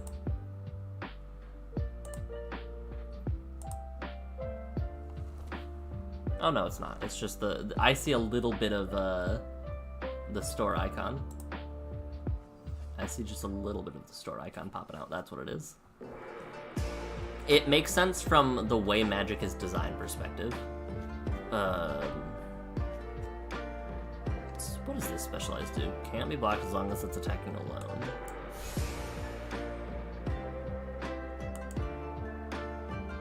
Can't be blocked. Exile instant sorcery, put a +1/+1 on each creature you control. Make a zombie, 2 damage. Draw a card, play a land. So I like that one actually.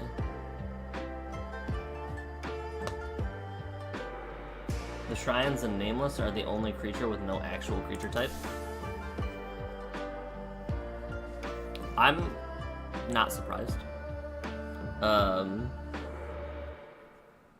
It would be very hard for me to...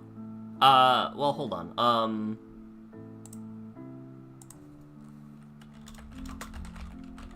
Let me check something.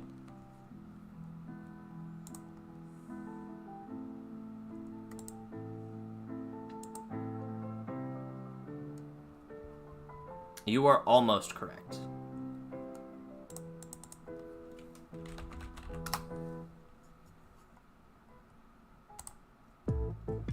There are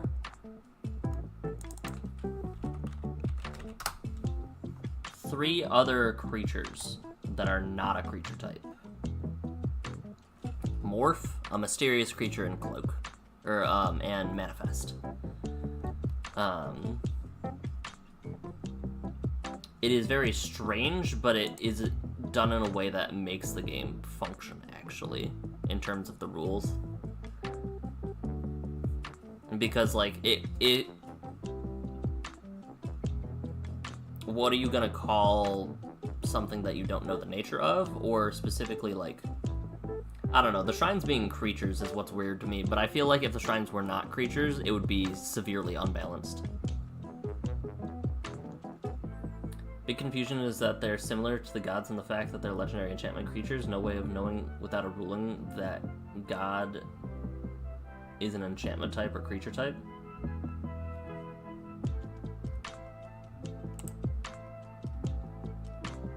I think that there is a way of knowing that it is at least a creature type, not that it doesn't rule out the fact that it's not an enchantment type, because there are gods that are not enchantments. Like the Kaldheim stream, or the O'Hare Ashnell and all of the other O'Hares from Ixalan. Beginning of each player's end step. If an artifact ETB'd under my control, look at the top 2 cards of my library. 1 in the hand and 1 in the graveyard. Interesting. Not what I want. Cafe, we could build mill. Brewing is actually another one that, like, if you really wanted to, the mill would kind of build itself because of the advisors that mill, the human advisors that mill.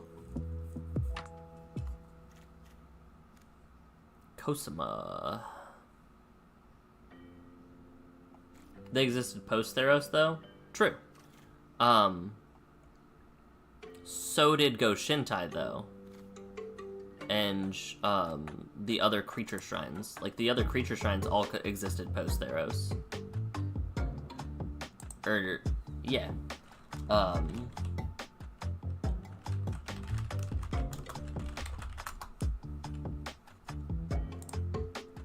I'm gonna fact check myself on that. Yeah, all of the creature shrines came from Neon Dynasty. All of the non-creature shrines were either from M21 or... what is that? Champions of Kamigawa? And so Shrine was an established enchantment type beforehand. And so the confusion really comes in with these creature shrines, which do not have a creature type. But there was already precedent for them being an enchantment type. Very similar to, what's the food golem? Food, ginger brew. And I'm actually sure there's probably a ruling for this, right? Ah, yes, the most important ruling for ginger brew on 10-4. Whatever you do, don't eat the delicious cards. Food is an artifact type. Even though it appears on some creatures, such as ginger brew, it is never a creature type. So it's actually in the ruling for ginger brew. Let me look up Go Shintai.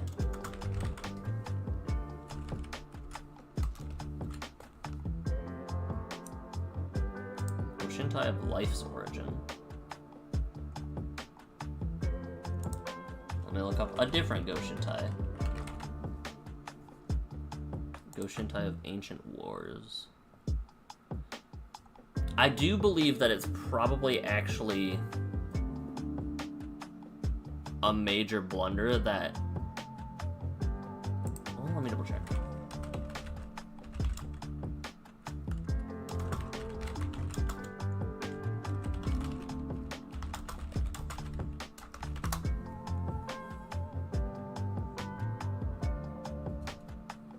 Since Shrine is an enchantment type, yeah.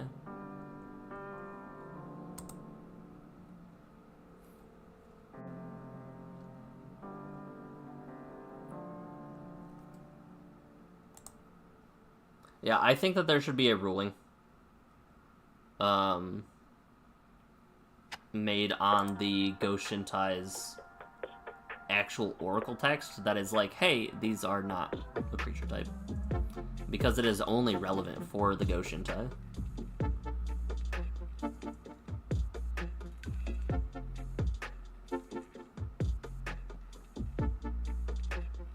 Yeah, the Honden are all,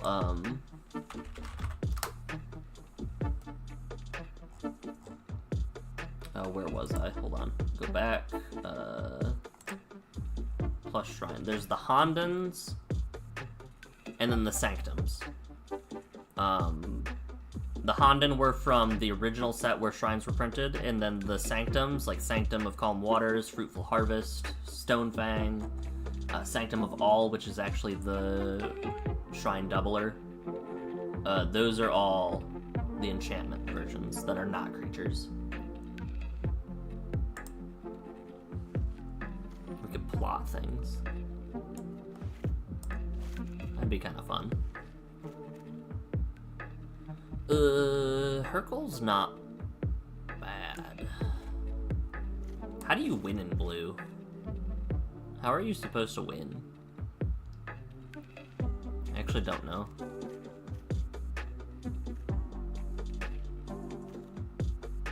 I guess Kefnet would be a good way to win in blue. Copy up some spells. Or Big Crab. Big Crab. I do like the idea of Big Crab. Or Var, if you want to target things. I hate this guy with a passion.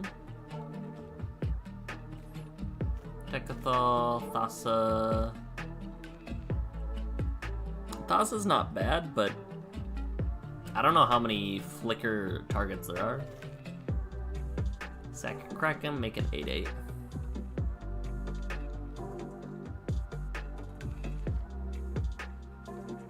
Even though it appears on some creatures, Shrine is an enchantment type, not a creature type. It cannot be chosen. Yes, it is an official ruling on the set release notes, but it is not an official ruling on the Gatherer page for any of the creature shrines. For example, here is... Let me open up in browser so I can actually post this for you.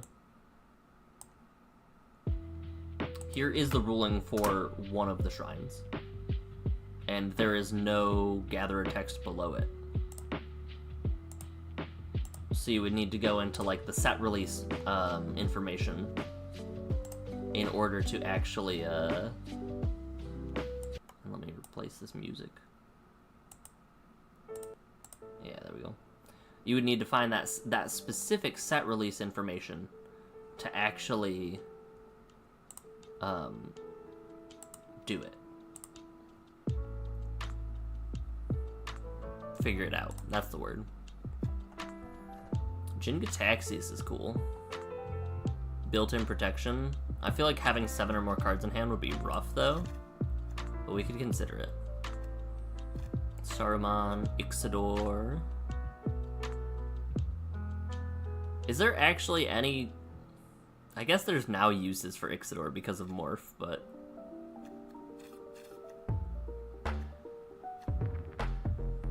9 stun counters. Whenever I draw a card during an opponent's turn, make a tentacle. Whenever a tentacle dies, untap up to 1 target Kraken and put a stun counter on a non-permanent. Weird oversight on Wizard side. That's what I'm saying. Like,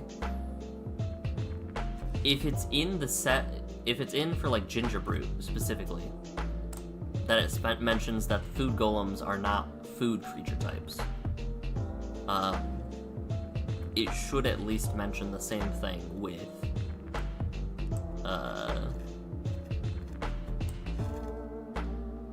these shrines. We're on to the blacks now. Jadar would be kinda... Jadar is an interesting creature. I really enjoy Jadar, especially in the 99, but it is a very good token generator. Rizug the Bone Cobbler also is a very cool card, arena only. Yes, Tarkir block had Morph, I believe.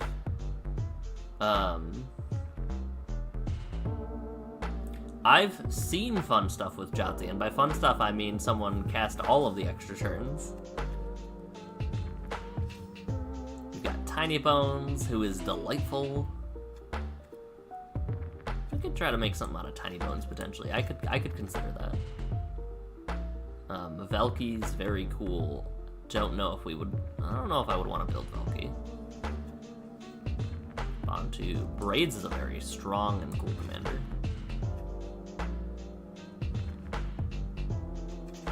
It's definitely interesting because I'm like, I am. Let me see if I can change the title for this stream. Brewing a new level up deck.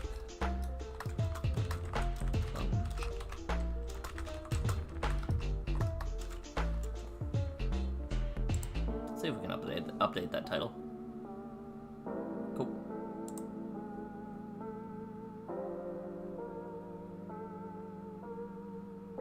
Were you at... I don't think I played,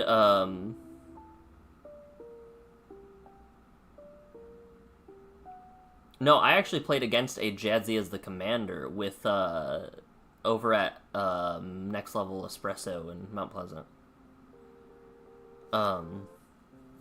And I don't think you were actually at that specific game table. But maybe you were. Maybe we just kind of looked at each other and was like, what? Gutmore. Pact-bound Servant. Very cool.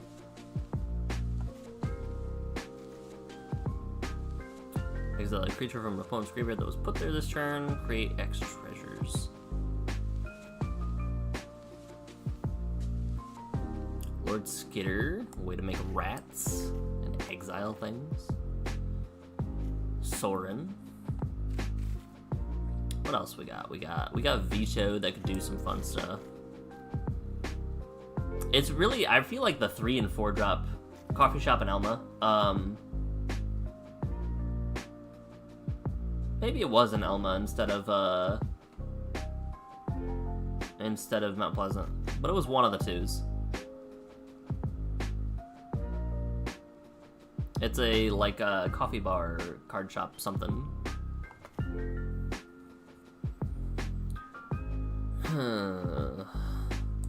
What are Davriel's conditions? Can we see them? No? I'm intrigued.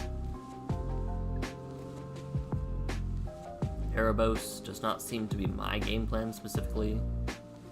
Gisa's cool. I like Gisa.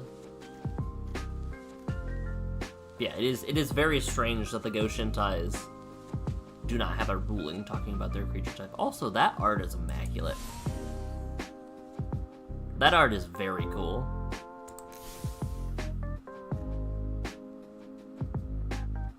Chat, we could hold on. Chat, we could build a Go Shintai deck without any shrines at first.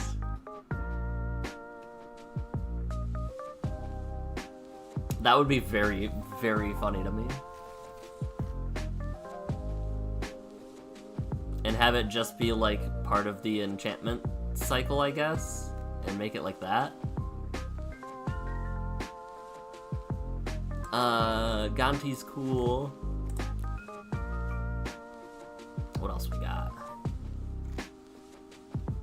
You just finished Mill. Okay, yeah. Then you did make it over there. And we did both run into the extra turns tribal.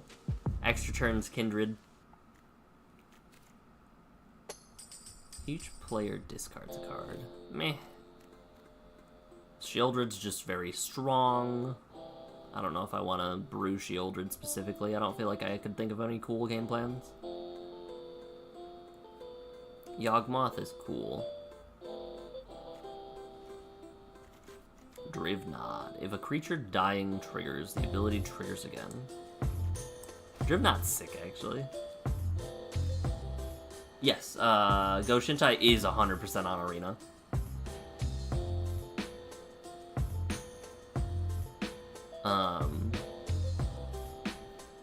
One of the cards I think they added because it wasn't part of the main set, right?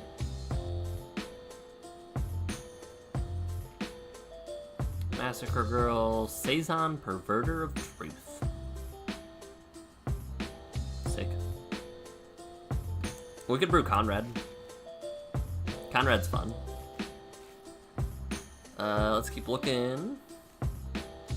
We could do the monkey and make everyone's life upset. Oh, I forgot I had the alt art for Drivnod.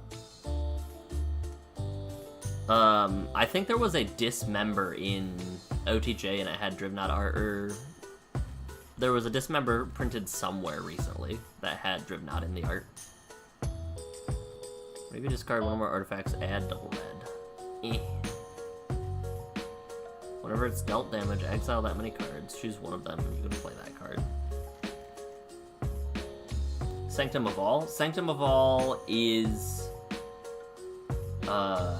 yes, because Sanctum of All was in main set of 2021. Like, the Sanctum had dropped after Arena had released it. Or, like, Arena came out, Sanctum came out. That's the wording. Because Sanctum of All came out after the Brawl decks. And the Brawl decks are all on Arena, because that was 19, I think, for the Brawl decks. Inty's cool. Plarg. How do we feel about modified creatures? Medium?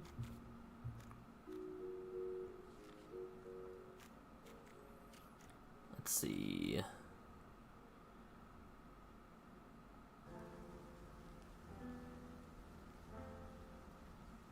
Rowan's alright. I don't know if I want the game plan of just bounce stuff. We could build Lelia and not be able to combo until level 25. That would be a wild deck list change, going from level 24 to 90, like 17, 24 odd uncommons, and then all of a sudden just going down to 2 rares. Slowbad's cool, but not quite cool enough. Zurzoff, Chaos Rider. We'll consider Zurzoff.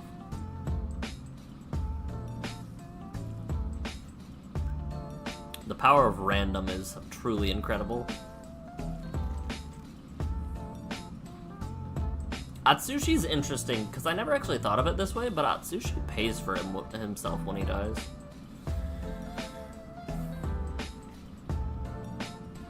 If you never spend the treasures, at least.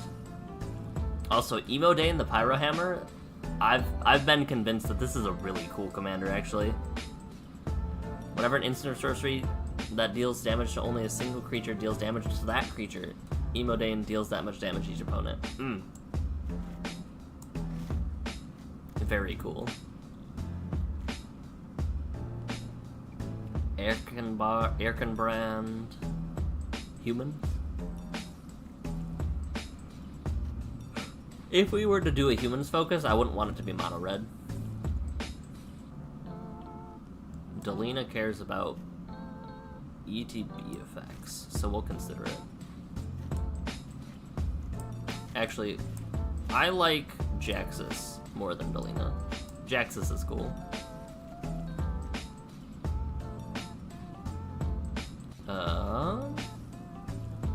Design the storage box for your Jumpstart Cube? Yeah. Put a flame counter on it. Seek a card with mana value equal to the number of flame counters on it and exile it.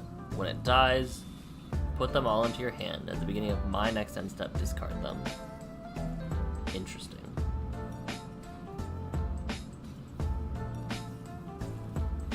See, that's weird. I kind of like it though. But I would like it more in, like, if it were Rakdos colors. Neheb is spicy. Yeah. Let's build O'Hare, guys. Let's build O'Hare Ashnell. Dragon cards cost perpetually 1 less. You need to pay X rather than pay the spell's cost. So it mana fixes dragons. It would be cool if it weren't mono red. Let's do Tyrol. I like Tyrol. Urobresk has a really cool game plan that I felt like we didn't really get to utilize.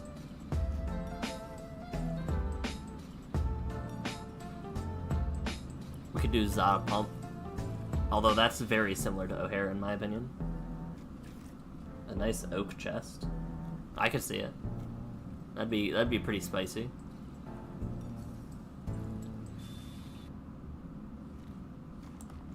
Ilharg the Raiseboar. Nice way to cheat my commander back into play.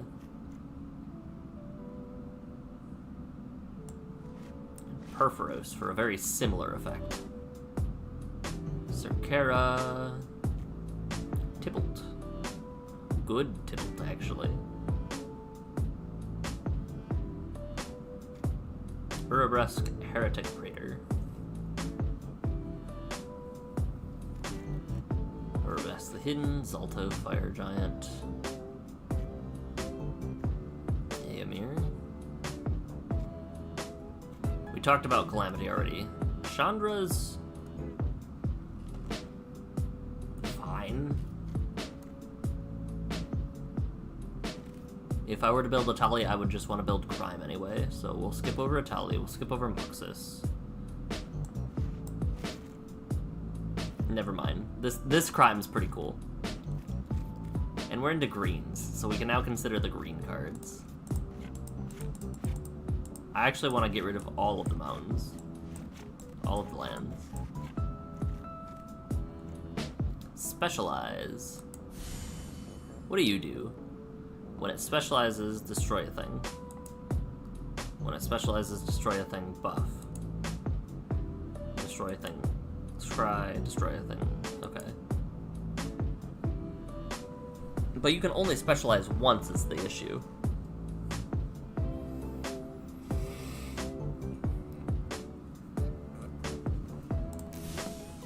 So it's much better in the 99. We could build Finn. Go for Death Touch. I'd be curious to see which bears there are, but I don't know if it's actually useful. Make cats, do combo stuff. Wilson. What's Wilson do? Pay 3, exile Wilson from my graveyard. Target creature I control perpetually gets +1/+1, reach, trample, and ward 2. Lifelink. Can't be blocked. And Menace, and then Double Strike. Okay. It's kind of cool. The green one seems wild, right? Hold on, let me go back to green. Yeah, perpetually gets +1/+1, reach, trample, and ward. And it just, like... That's crazy to me. Wilson's kind of spicy. We could do Essica. I'm actually going to put Lulu over here in the multicolored section. That's how I'm going to sort this. I'm going to pull all the multicolored commanders. Not a lot of white options, it looks like. Okay. Tor Elf, yeah, okay, cool. We could do Elf Ball. Gwenna I did not respect until seeing Gwenna in Joda. Because the fact that you can turn 2, honestly, Gwenna into turn 3 Joda, untap Gwenna, cast another thing is ridiculous. We could do Snow. Oh, jeez. No, stop. Stop, come back. Ah, man, it reset. I gotta go all the way back. Alright, we're not gonna do Kenrith, but that's fine.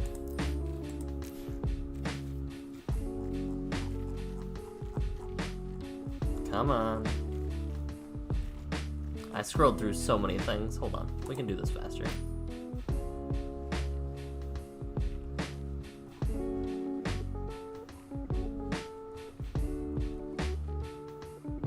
Okay. We made it back-ish. Yeah, there's Yorn.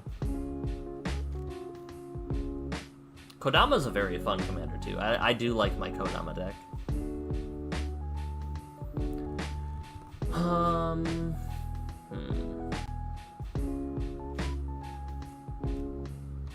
What does Lucamina do? It had something cool, I think. ETBs, if I cast it, seek a land. Other creatures have trample and get buffed. When it dies, it unspecializes.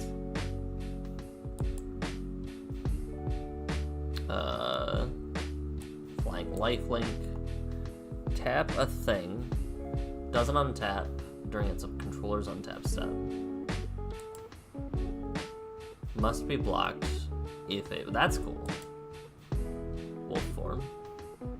That's fine.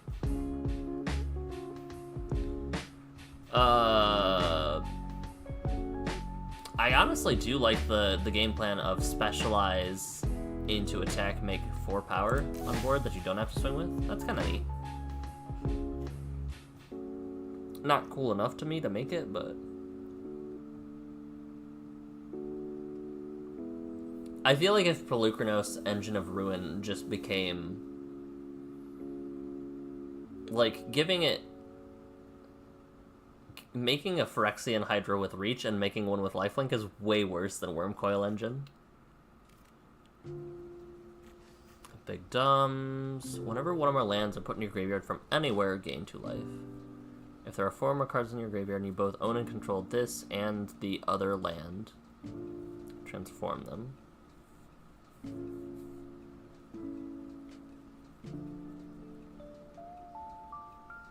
We could do that. We could we'll consider Titania. I don't actually think that I can put the land in until I reach level 25, but that's fine. Lands fix, that's mediocre for what the game plan is.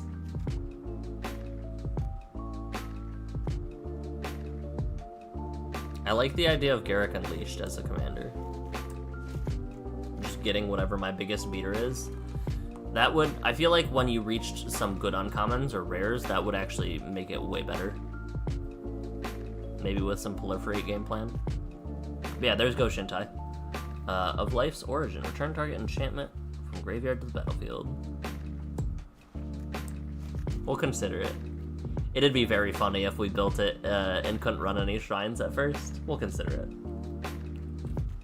Mawoo. Naeth.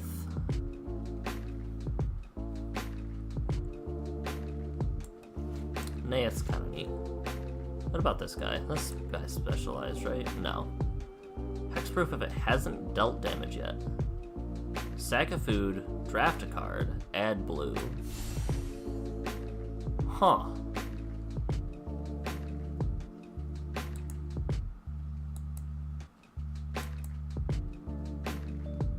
Oh, jeez.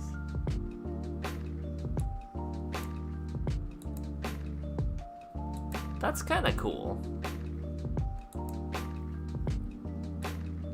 9. Junkwinder's sick.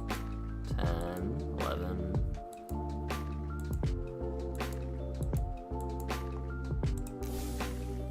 Okay, I kind of like, oh, Yamanartok.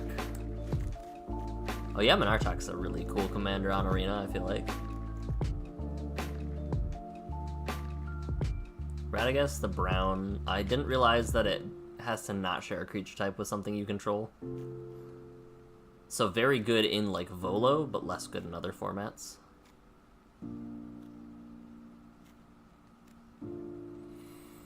Storm off, make oozes, lose. We could do a Shia Landfall Shenanigans.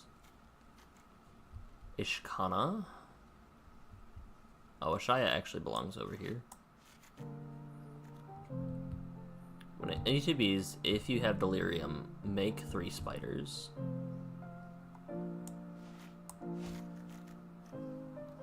I do like the idea of spiders.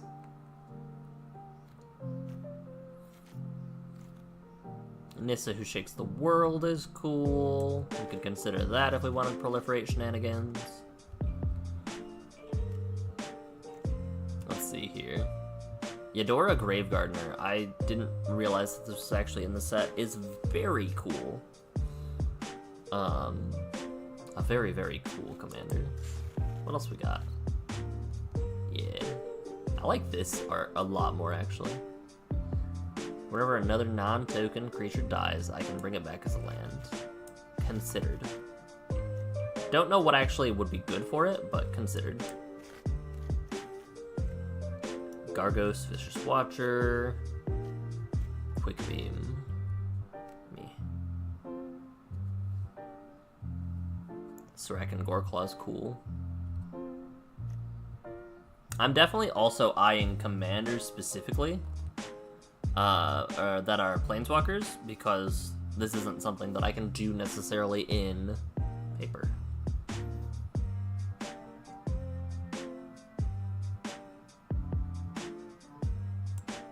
Sack a critter, get a critter. Vorinclex, very cool. Treefolk have Vigilance. Whenever one or more Treefolk attack, add twice that much green. And this is cool-ish. We'll consider Old Gnawbone. Don't get excited, because 7 is a lot of mana, and it's in colors that, like, Ramp already is prevalent with. But we made it to colorless, because I don't want to build either. Well, we'll consider Galta too. When it attacks or blocks, sack it at the end of combat. The backside says, enchant creature, when it attacks, make a 4/4, sack it at the end of sack the token at the end of combat. Denick is okay. Harbin. Whenever you attack with 5 or more soldiers, creatures get flying. Surprised Arena doesn't have Oathbreaker. Honestly, I feel like they don't have Oathbreaker because Signature Spellbook would probably also be tough to code, and they don't want to code it right now. For the same reason that Emrakul actually wasn't in Arena for the longest time, because they didn't want to code it. It was a coding nightmare. And somebody, like, actually took time out of their schedule and, like, did the outside of work to code. Alchist Prof seems interesting.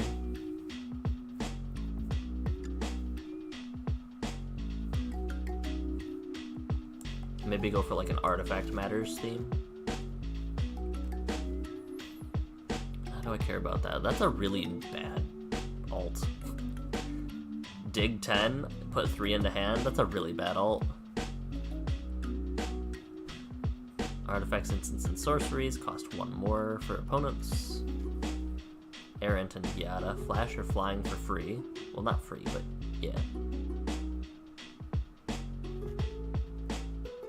Room abilities of dungeons you own trigger an additional time. We'll consider it.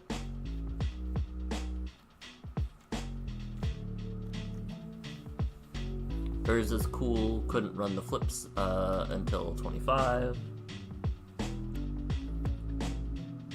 Just duplicate the command zone. All that works in GUI. I could see it. I'm definitely interested in Will, by the way. Very, very cool brew. A buddy of mine made a Will deck, and it kind of goes super hard.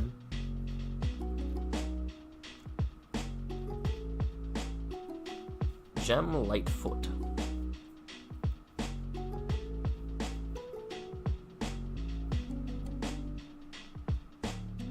Interesting. Lightfoot's interesting because you can go into like a flash kind of style. Tigem. This Teferi is pretty cool.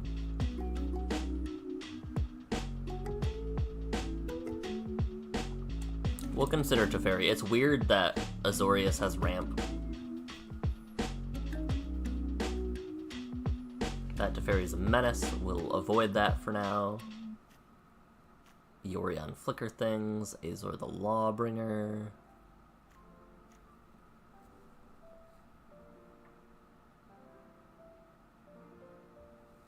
Oh yeah, I know what the graphics user interface is.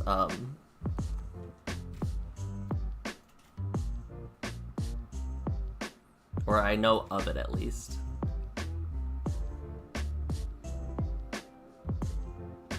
What's going on there?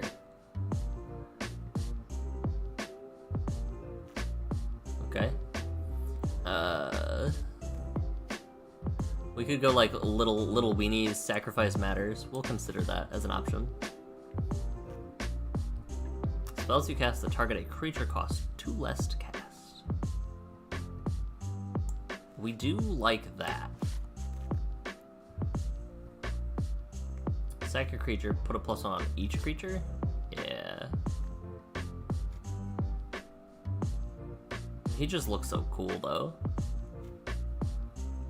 Denethor. It's medium. Area of the Charmed Apple.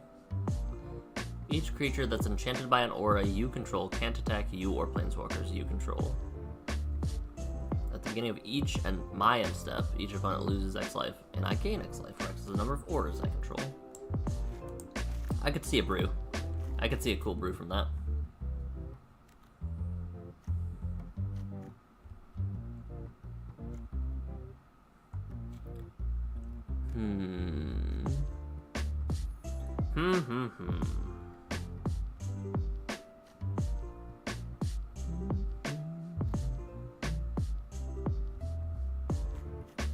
Skyclave, Radic.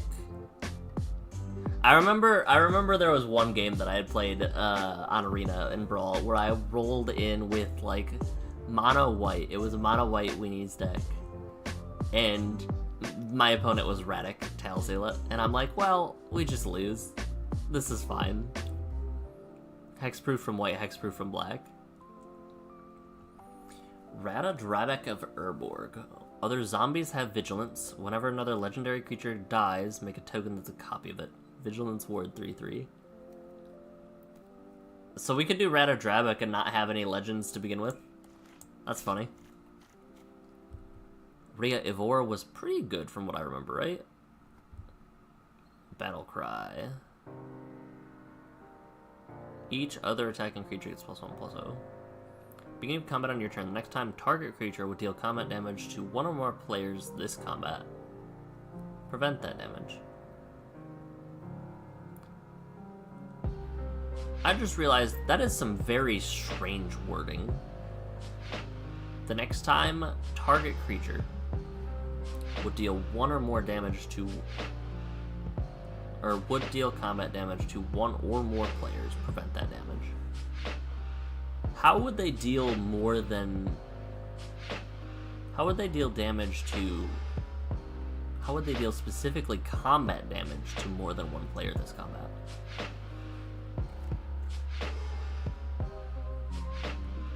That confuses me.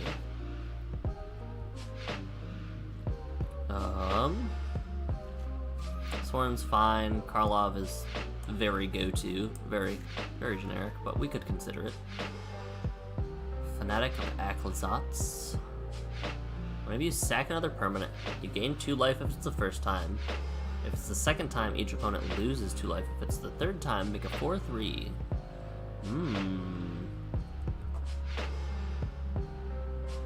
This feels like more balanced. Omnath. I will consider it. Furge's cool. Kaya's combo potential, but not in this format. Or at least not with not without blue. Lisa's fine. Shadrick's Silver Quill. Beginning of combat, choose 2. Each mode must target someone else. Target player makes a 2/1. Target player draws a card, loses 1. Target player buffs each creature.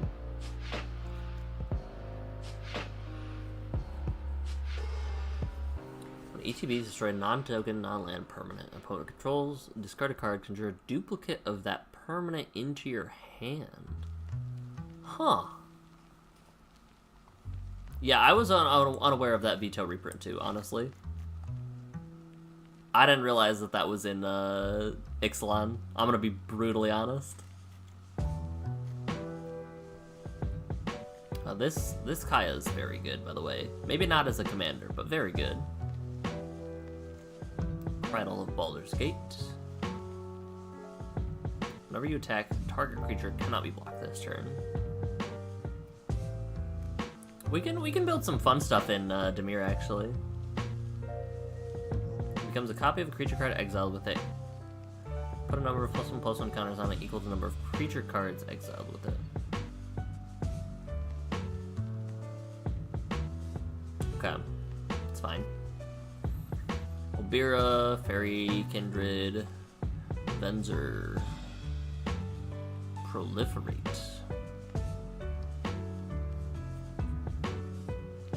How do we feel about that? We could do some gross stuff with it. Vohar's... Kaito Shizuki. Whenever a creature you control deals combat damage to a player, search your library for a blue or black creature card. That's just better Garrick. Get out of here, Garrick. Be gone. Lazav. Familiar stranger. Whenever you commit a crime, buff him. Exile a card. If a creature was exiled this way, Lazav can become a copy of it until end of turn. We'll consider it. Rona, Bruno, Kraken Horror. Crothus is cool. ETBs, you may reveal that card if it's a creature card with mana value. This would be so hard to do in 99 commons. That'd be so hard to flip.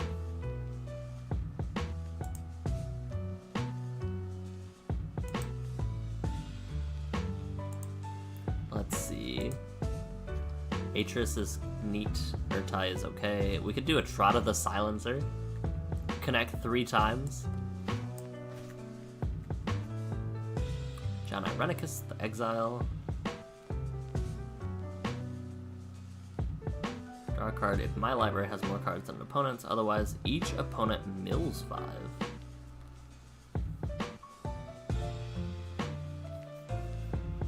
That's interesting.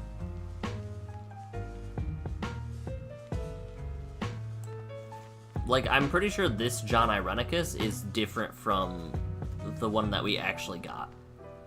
Like, in paper. Because I believe it was John Irenicus' Shattered one, right? Kaito. That's a medium Kaito. Rona, Shieldred's Faithful.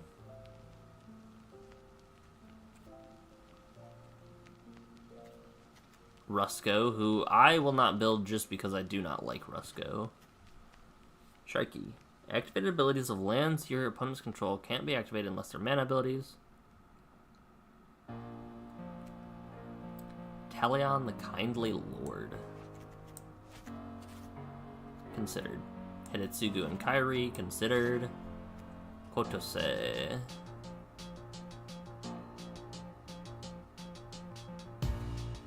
Mouth of Sauron. Target player mills 3 cards. Amass Orcs X, where X is the number of instants and sorceries in that player's graveyard. Okay.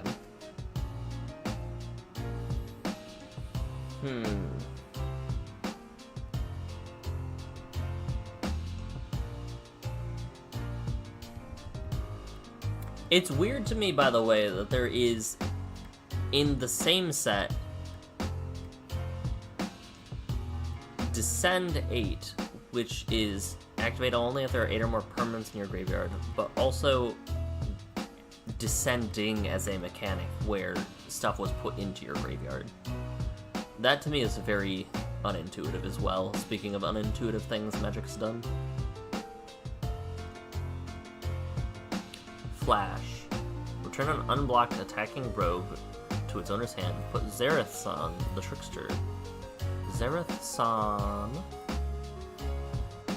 I can put a permanent from a player's graveyard. So I feel like I would want like a mill plan with Zareth-san, if anything. Master of the Bridge. Creatures and planeswalkers have affinity for artifacts.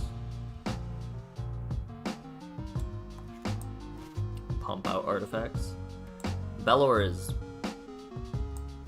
very similar actually to what Over Ashnell was, so we'll pass on that one. Then you would put an artifact with mana value X or less from your hand onto the battlefield.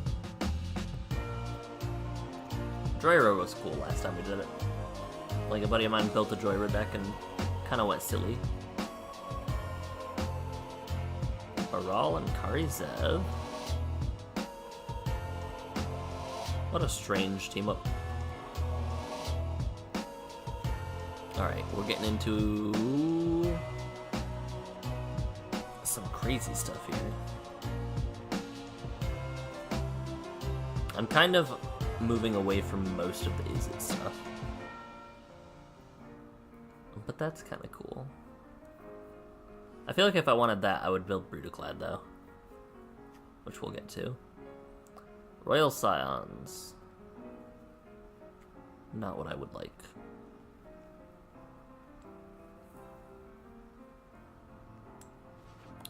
We'll consider day-night cycles. Day-night cycles are kind of sick.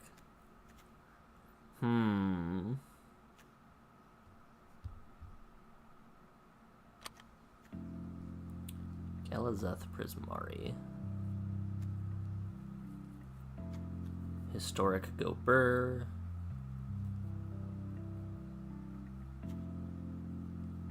Crom.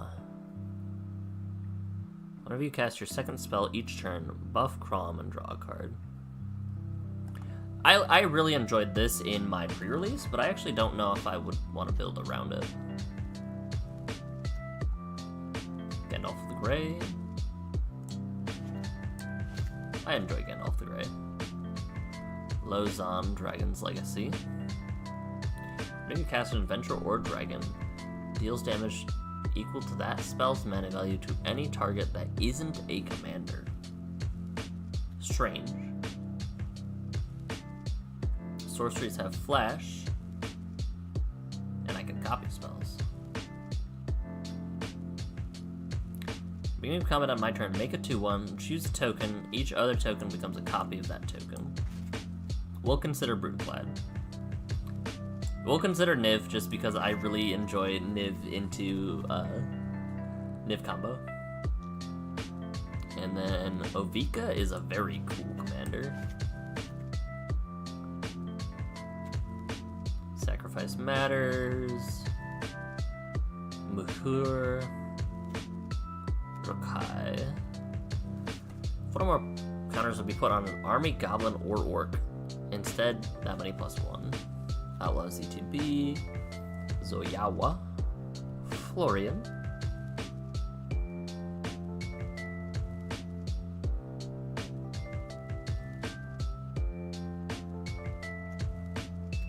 Somebody did a... I don't remember who or where, but there was a Florian deck that was a Dragon's Approach that was kind of sick.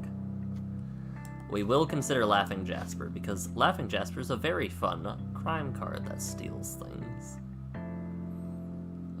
It turns other enemies into mercenaries, much like how, oh, who was it earlier in chat? It was Collector Invest that was talking about.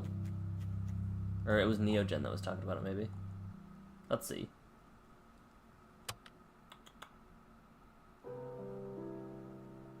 Yeah, it was Collector Invest that was talking about building Laughing Jasper. I very much so like this game plan. They have the Worthy Minotaurs. I mean, Obnix is kind of cool. We'll consider Obnix. Rowan Scion of War. I feel like Rowan Scion of War is one that will be easier when you unlock rares and mythics compared to Will, who kind of just goes off with all of the common life game that exists. Rats. Ah, cool. What about Anj? Maid of Dishonor. What are we looking at here? Cares about blood tokens. Meh. Chainer casts things.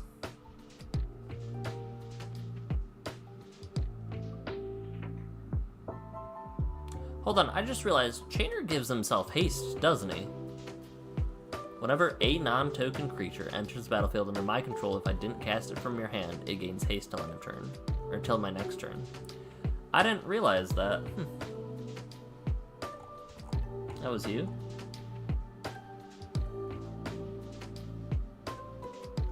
No, Collector Invest up in earlier in the chat said, I'm building a red-black mercenary commander also. Steal from my opponent's deck, put on my board as mercenary.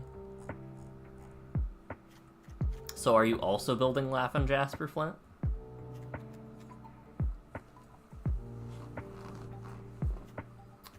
Let's see. Cardor Doomscourge. Kethek is cool. I enjoy Kethek. We'll consider Kethek.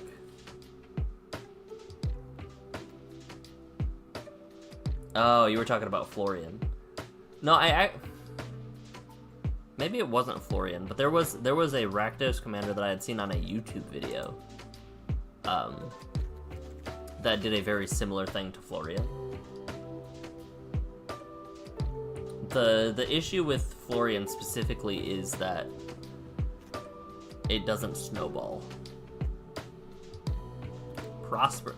See, this is another one. Prosper actually made it into Arena, despite being the commander, but it's still got that same set symbol. Shagrat, Loot Bearer.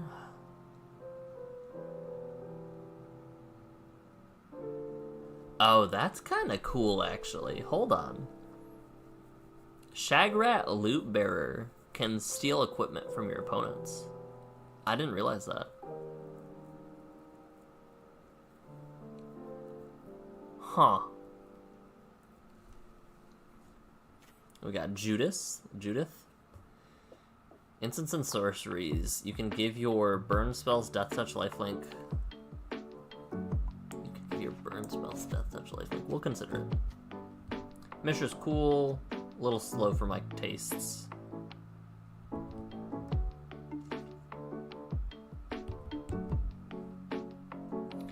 I wonder what people would think about doing. Excuse me. Like, yes, 99 cards in your deck are common. What about companions? And I feel like that's something that you would kind of have to table rule 0 yourself and see, like, what you think about it specifically. Scorpion God, don't feel like doing. Zagras, don't particularly feel like doing. Bladewing. The Balrog, Durin's Bane. And Orcus, Prince of Death. Or Undeath. Alright, let's keep going. Not particularly interested in any of those commanders. Urg, Spawn of Tude. Baba Saga. Baba Saga is actually pretty cool. We'll consider Baba. Glissa Sunslayer. First Strike, Death Touch. We'll consider that as a defensive option. Gyox, Brutal Carnivora.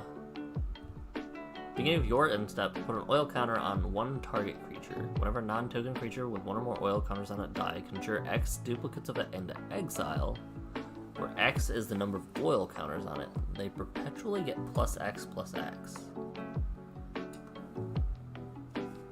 Interesting.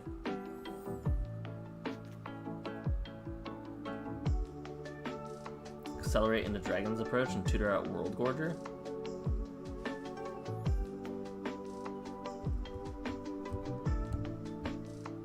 I guess what would be your game plan once you actually tutored out World Gorger? I feel like we talked about this, but I'm not sure. Vraska's cool. Vraska does crime.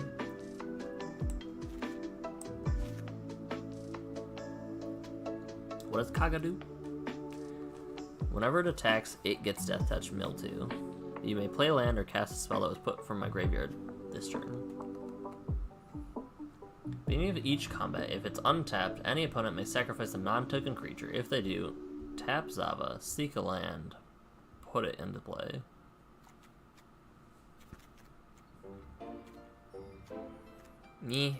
That's fine.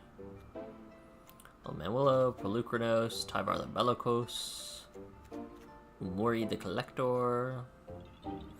What else we got? We gotta have some more fun stuff. Glissa, Herald of Predation is actually... I do enjoy some incubation.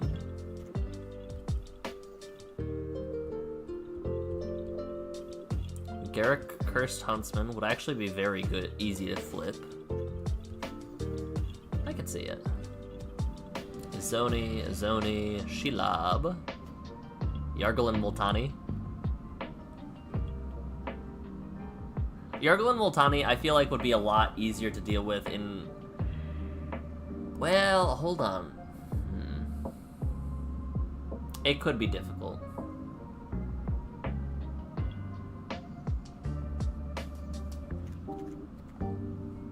Belladros, Stick Fingers. On to this color pair.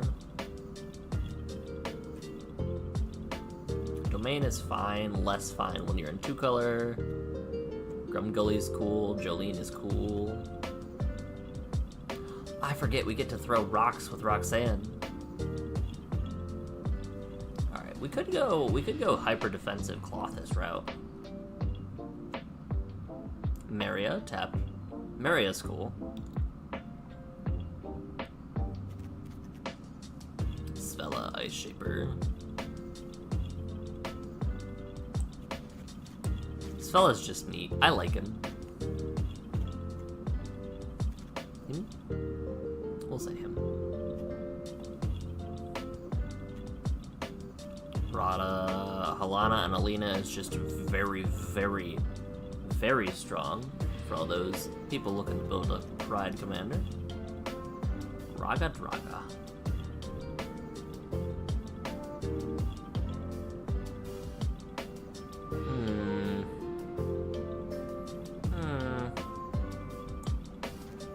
Considered.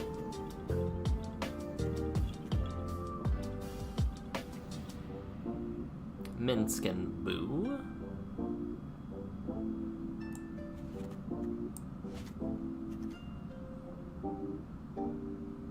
Many new big dragons that you can modify it with? Yeah. Dragons, any dragons matters will be one deck that kind of just always gets better and better. Luca bound to ruin. Roxanne making some meteorites and chucking rocks. Fun fact, there is a big old chicken in the left. Look at that. Duplication for copying Dragon's approach. That's fair.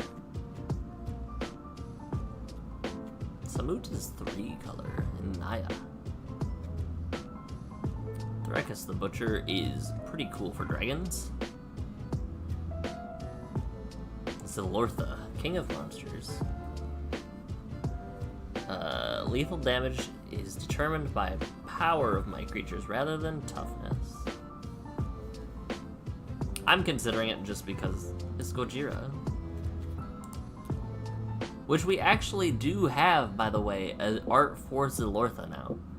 In paper. We've had one on Arena for the longest time, but now we have a paper one, I believe.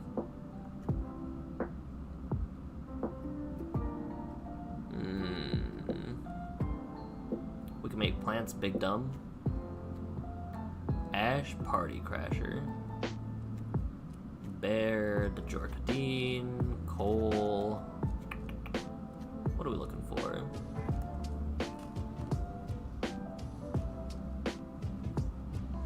Whenever source deals non-combat damage to a player or to a creature equal to that creature's toughness, draw a card. It's on the back of the battle.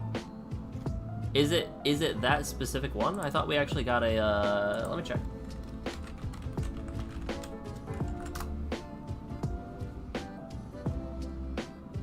Yeah, no, it was in one of the commander decks.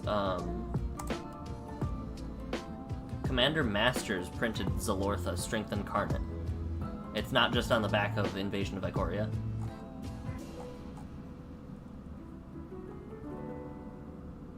You can double check that for yourself if you are so inclined as well.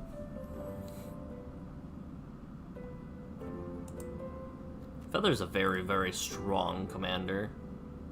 I got brutalized by a Feather deck in college.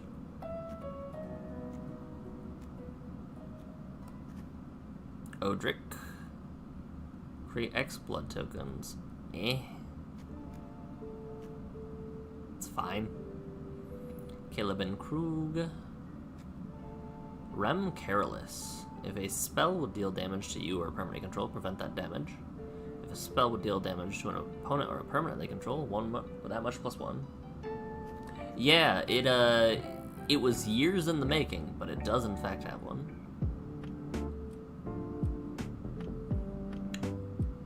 Sorry, it's very interesting. Tajik, Theoden, Zerda, Brewing or Battlehammer. Equips for free. Don't know if I would want to build around equipment just yet. Which negates like half of the commanders in Boros colors. When it attacks, you may tap 2 untapped artifacts or creatures. Discover 3. Haktos. What's with the bold there? Why are they so aggressive with it? We'll consider Hectos. What about Nahiri? Eh. Aurelia, the Law Above. Whenever a player attacks with 3 or more creatures, you draw a card. Whenever a player attacks with 5 or more creatures, it deals 3 damage to each of your opponents and I gain 3 life. Oh, interesting. That's a universal effect. Jaren Hazaret's very cool as a commander, but not for what I'm doing right now. Shadowfax, Lord of Horses. Let's keep looking around. Keep looking around. See what we got. Frodo Baggins is cool. As long as it's a ring bearer, must be blocked to Fable. Catilda, Human, Sithis, Arwen. What else we got? We do have a Johnny Sleeper Agent. Reveal the top card of its creature or planeswalker, put it in hand. Distribute 3 counters on things. We could consider it, but I feel like that would be one of the ones that gets cut pretty early on. For each creature you control with power greater than that creature's base power, put a buff on them equal to the difference. Sovereign Okanach is we could brew some cats. You love the flavor text on it? Let me go back to it real quick. Many thought they knew its weakness. They're dead. Kelsey and the Plague is a very good commander, by the way. The person who stated that. Choose an enchantment. Create a token of it. If it's an aura, untap Yenna and scry 2.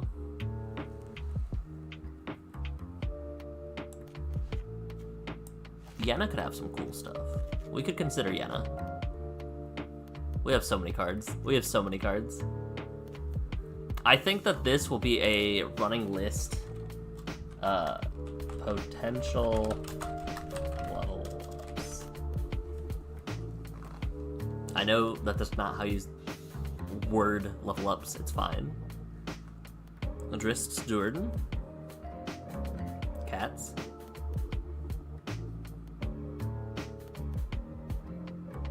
Oh, the apex of Ikoria, not Strength Incarnate.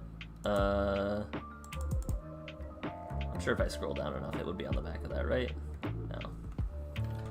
So Lortha, apex of Ikoria. Let's take a peek see.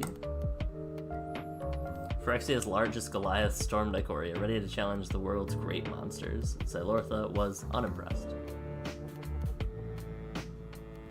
It is wild to me that apparently Zilortha was absolutely fine, but like Omnath was completely and totally corrupted.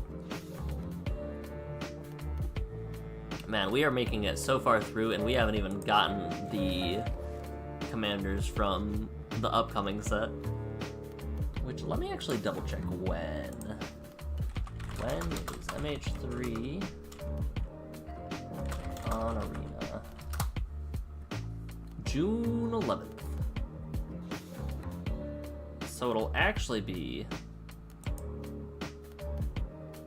next Tuesday. Alrighty. If that's the case, we got some time to think then. Tolsimir, Friends to Wolves. Tristani's kind of fine. Ivy and... The fact that Ivy and Kinnan are next to each other is very funny to me because these are both astoundingly powerful. Lannis is cool. I like Lannis as a commander. Put a non-land permanent card. It does crime. Oko, banished for his attractiveness. We also did get Erixmathes. March of the Machine was phenomenal for bringing all these old cards that were on Arena to Arena. Also, I just realized Erixmathes is like a lobster. I see the claws now. I had never noticed that before specifically. Izuri. I have a deck in the works, by the way, chat, and it might be a bit before any of you see it in paper, but it's got some spice coming in it. It's the same card as on screen. You don't gotta worry about reading it. Azuri Claw of Progress. Azuri Stalker of Spheres. Both Azuris. I honestly really like both Azuris. Like, the experience counter one, yes, clearly powerful. Much more powerful, actually. But proliferating twice? Mmm, tasty. Grolnok the Omnivore. Whenever a frog I control attacks, mill 3. Whenever a permanent is put in my graveyard from my library, exile it. We'll consider it. Probably not. Roelesque. Prime Specimen. See, I would want to play Vanifar, but when I play Vanifar, I just want to flicker and put Omniscience and stuff into play. I don't want to wait for when we get the good stuff. Cascade. We'll consider Emoti. Kiora, Sovereign of the Deep, cares about Krakens, Leviathans, Octopus, and Serpents. There's another Roelesque, Tatiova, the Goose Mother, Zur Eternal Schemer, also known as Post Malone, but like not that one specifically. Alright, more crime. Saruman of many colors.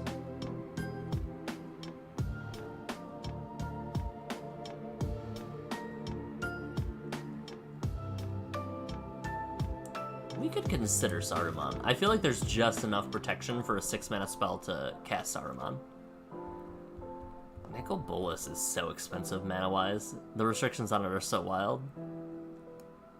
Solkanar's cool. Sauron the Dark Lord is wild that this is in here. Lord Xander.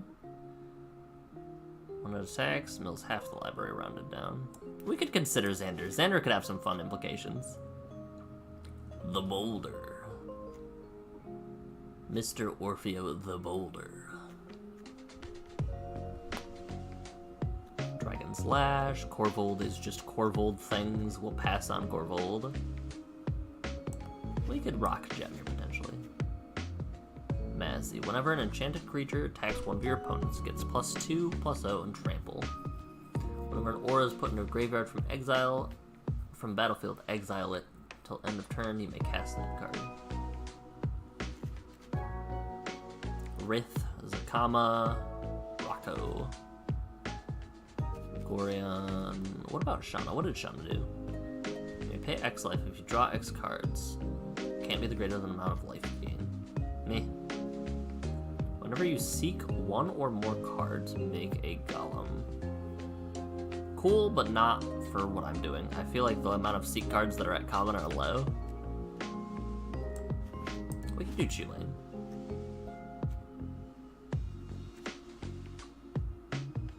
Snapdax is alright, but there's not that many again.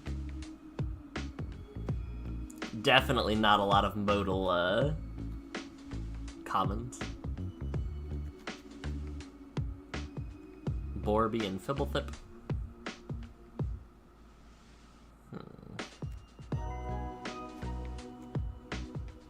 I've seen some, it's been a while, but I've seen some Luna Apex of Wishes combo decks with Omniscience.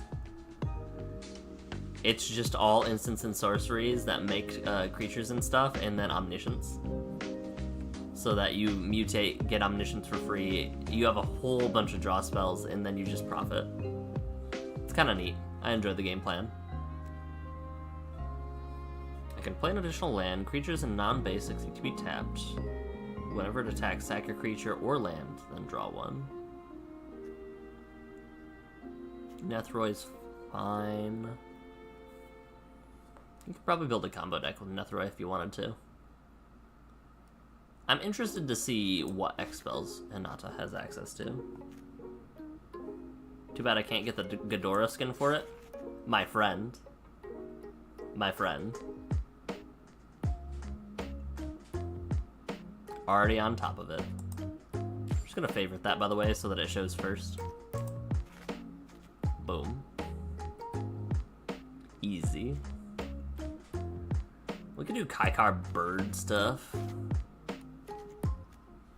Yeah, all of the Godzilla cards made it to Arena. Except maybe Hangerback Walker. I'm unsure about that because I'm actually not even sure if Hangerback Walker's in the format.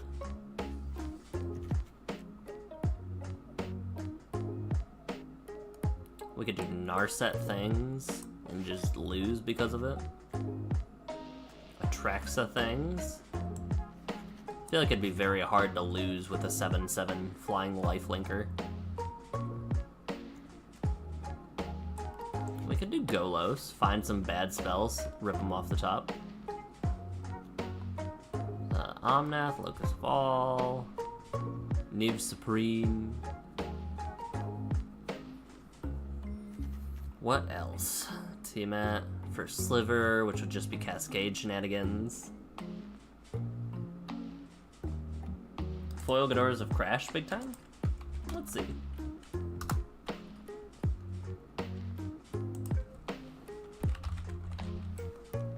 Ghidorah, King of the Cosmos.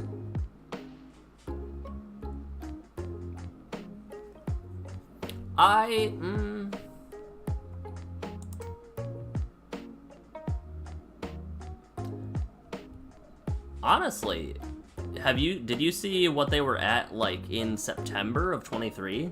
Because they were $45, and then they spiked up to 70, and they're, like, coming back down to 60-ish. I didn't realize that the non-foil was so close in price to the foil one, but that makes sense. Yeah, it's actually not that much more expensive than it was $350 a while back. I think it would have been $350 when all the hype around the Godzilla cards was there. So like like if you were to go back in the price history and find more,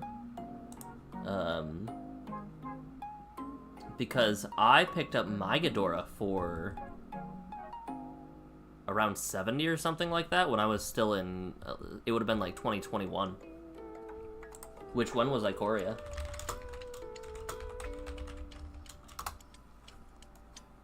Yeah, a year after, they were already $70. So I think you might have peaked them when they were,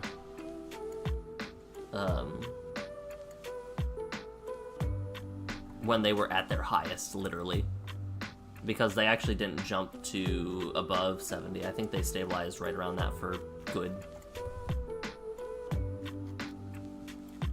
I don't feel like building colorless. All commons. So I think we have all of the ones on Arena, and it's just over 100 cards. It's just over 100. But we're not done yet. 2016, you think? The Godzilla cards came out in 2020.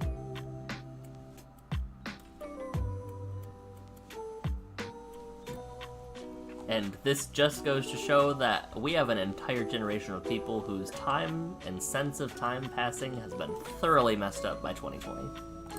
And that will continue to happen, I think, for years, honestly. Modern Horizons 3. Mythic Spoiler. Let's look at the legends in Mythic Spoiler 2. Let me see if I can...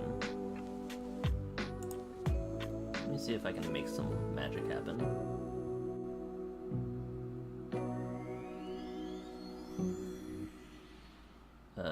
Let's duplicate this real quick.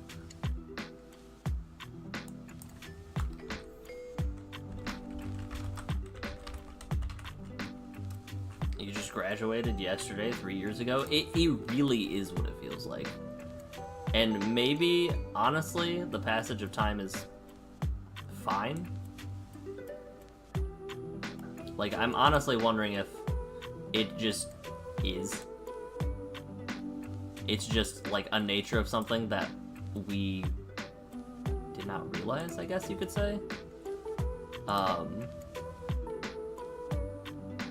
not to get all philosophical on you.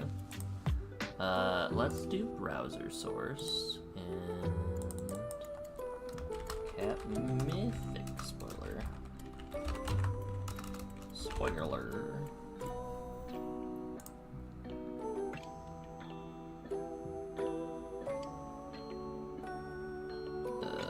Browser source.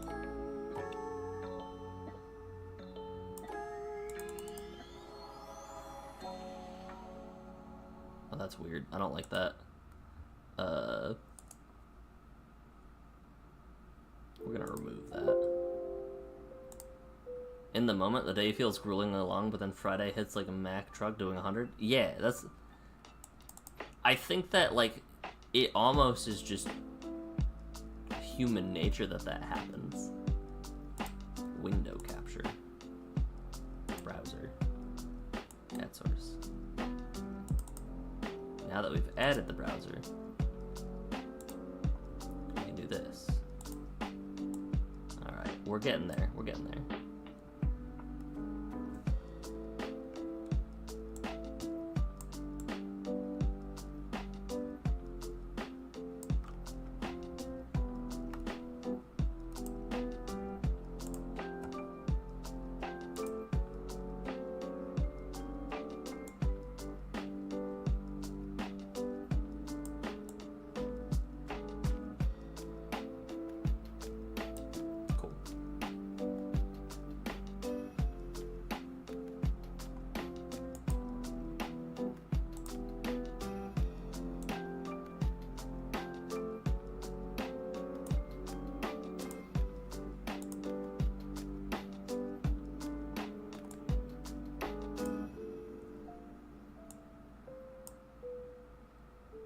Alright, I don't know why that did that the way that it did, but it's fine.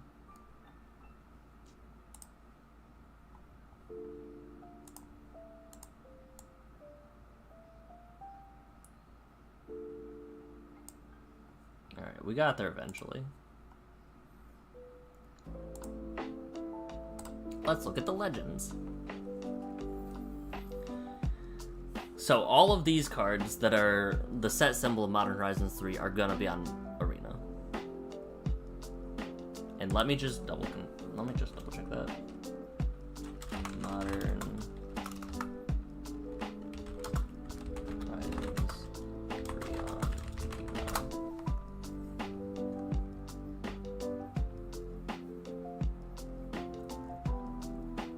Arena. Yeah, they'll be here. I trust. We have Grist. We could do any of the Flipwalkers. Honestly, it's fine. Brea's cool, but not what I'm looking for. We do have another of the Titans from the cycle. Nadu, which is just an incredibly strong commander, honestly. If there's a zero target effect, like Swiftfoot Boot or Lightning Greaves, gross. There's the one you were looking into, Shilgangar.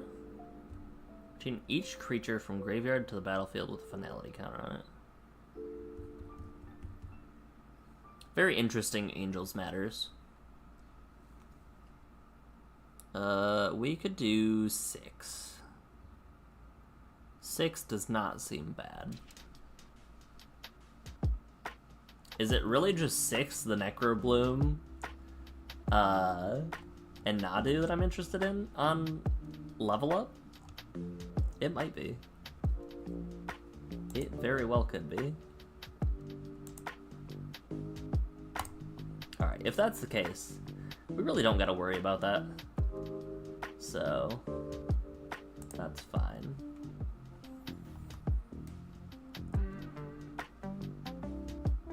Alright, let's actually go back to Mythic Spoiler.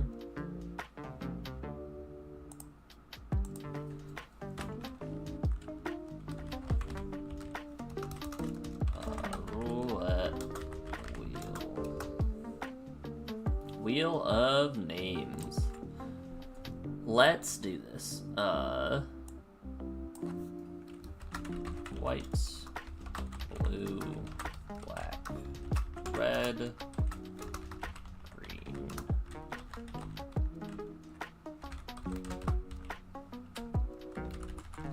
And because there are so many multicolor commanders, actually, let's actually do...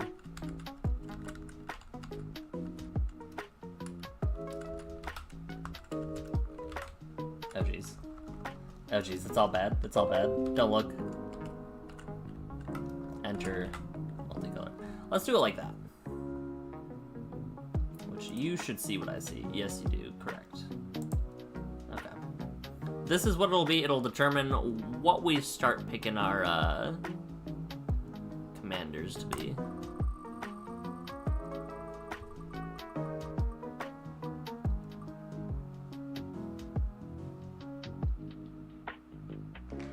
I was very close to blue. But we will actually go with multicolor then. So let's transition back to arena. Yes. We are done with this deck.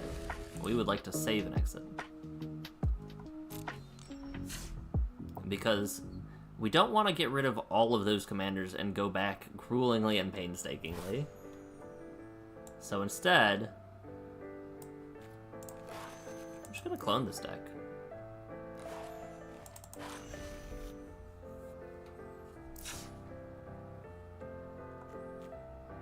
Oh jeez. Oh jeez. All of the... I made a mistake. I made a blunder. Alright, we're gonna get rid of anything that's not multicolored.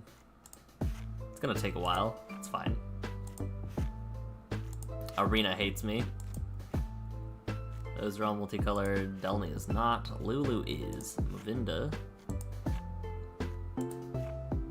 We're gonna figure out what our commander is. And I'm gonna be forthcoming as we get ready for this. I'm probably actually going to take a break and focus on making sure that I can put out the rest of the O'Hare Ashnell deck in video form. Because I do like the idea of serializing these and actually putting them out in complete and coherent forms. So we could consider... I just got rid of Go Shintai. Shintai. Get back in here. Nayeth is multicolored, the Polar Bear is... There's a lot of 4-drops.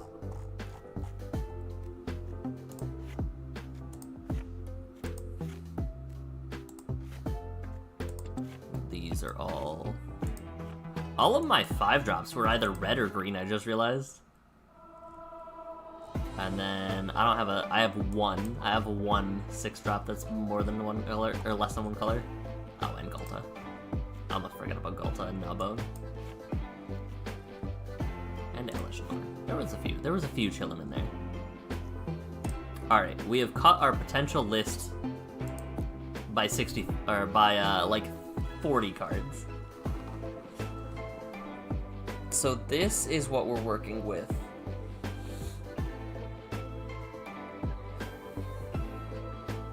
So we have a couple different options to figure out what we want to do. Grish, I can either have you pick a mana value of 2, 3, 4, 5, or 6 plus. Or I can pick one at random, and then we can kind of work it from there and figure out what we want to do. Put it up to a vote or something like that. We got a lot of different game plans in each of the areas. Also, that Venture is trippy. A lot of different styles made it through. Oh, I didn't realize that Brutaclad had a inked art.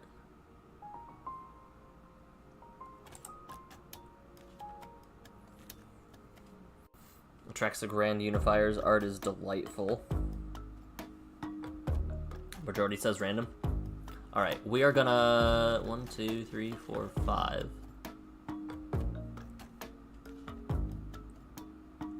Let's roll a d5.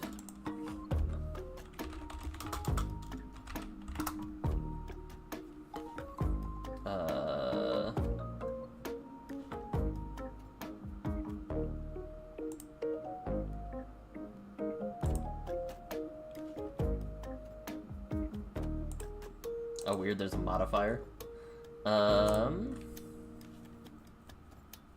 Sides on dice. 5. 1.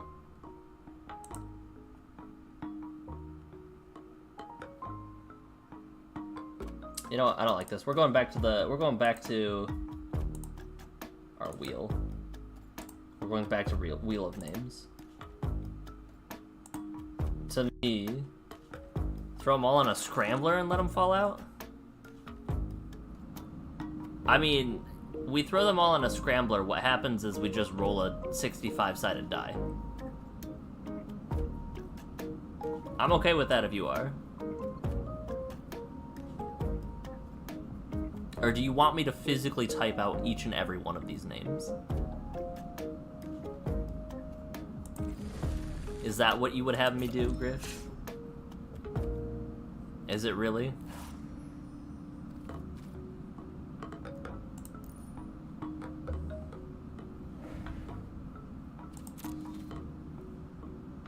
Go for it? Well, joke's on you. I can do that. We're gonna remove the one that says deck, though, because, that seems rough. And we will shuffle this a couple times, so that we don't have, all the 2-drops next to all the 2-drops, etc., etc. Alright, let's do this. We are running with Brutaclad, Lulu, Forgetful Holophant,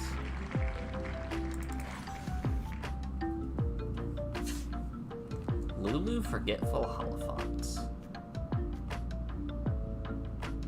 I have a better idea. Hold on. Let's go back to MTGA. I was gonna just remove all the cards from there, but instead we're just gonna poof this deck.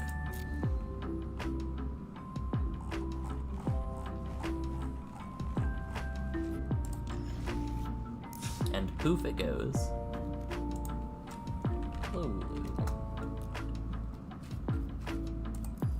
I forgot to specify in Brawl. Lulu.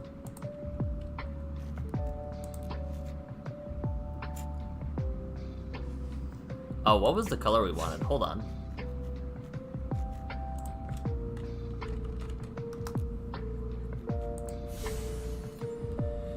So we obviously don't want just mono white.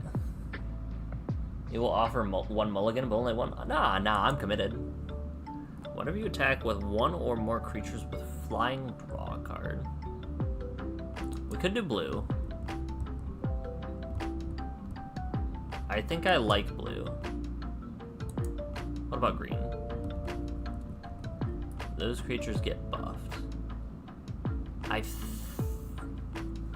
It's between the green one and the blue one. I think I'm gonna do blue, though.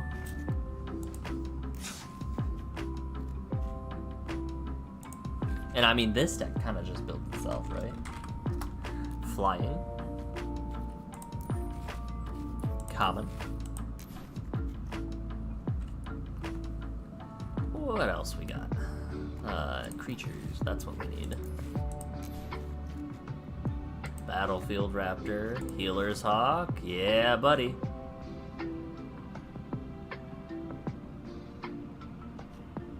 I guess, honestly, like, we do flying, we do anthems, we just go for it. That makes sense to me.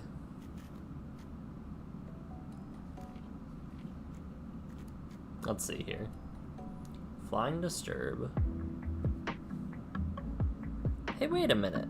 That's a Pokemon.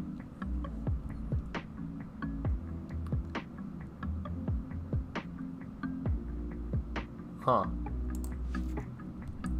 If I cast a historic spell, it's not gonna be relevant. ETB Scry 2. ETB tap a thing.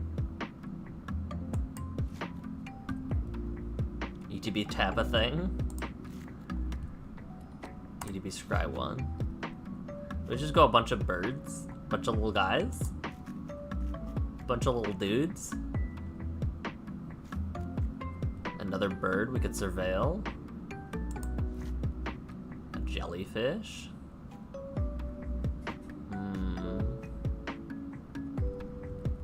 Hold on, if this is the case, if we're going this route, maybe we really do want green.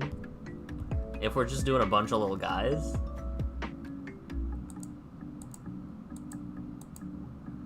Whenever you attack with one more creatures with flying, those creatures, I feel like my mind is just going to... Let's consider green and see what flyers there are. Let's see, let's see.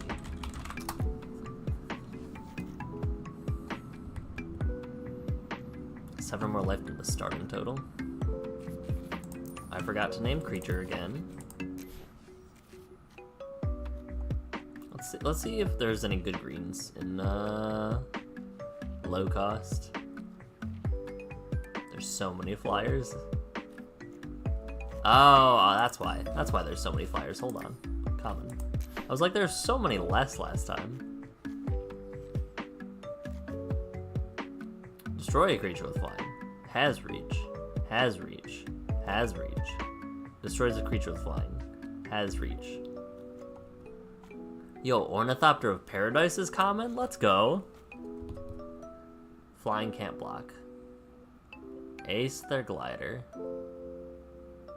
Aether? Aether? Pilgrim's Eye.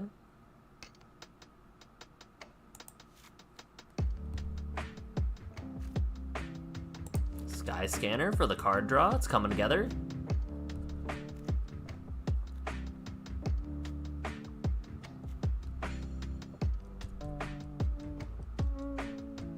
Paragon of Modernity was a very good card, but me. Alright, so a lot of the flying would fall to the white portion of this deck.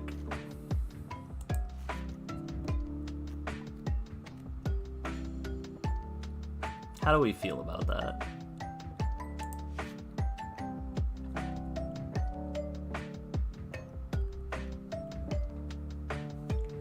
Target attacking creature without flying gets it. Okay. There's some progress there.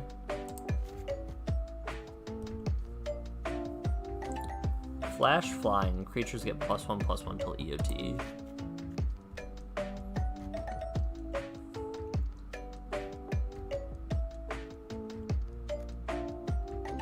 Whenever it deals combat damage to a player battle, transform a thing.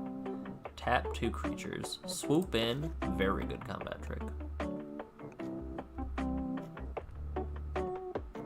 Medium. Medium.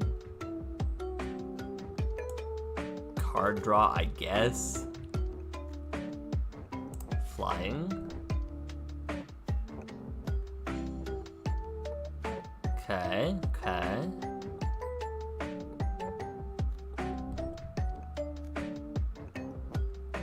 What else we got? What else we got? We gotta have some other stuff. Untap target creature you control. Okay.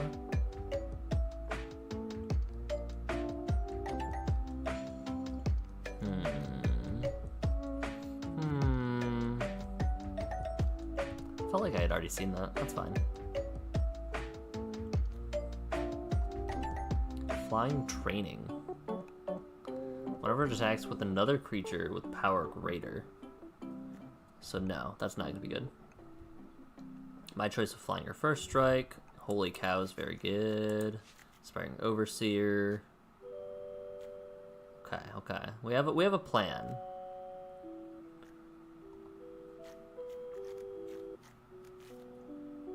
How many creatures do we have right now? 13. We could probably do more creatures, right? My boss, I have a bone to pick with you. Me, just one? Just one? Is that it? Alright, we need some more aerial combat.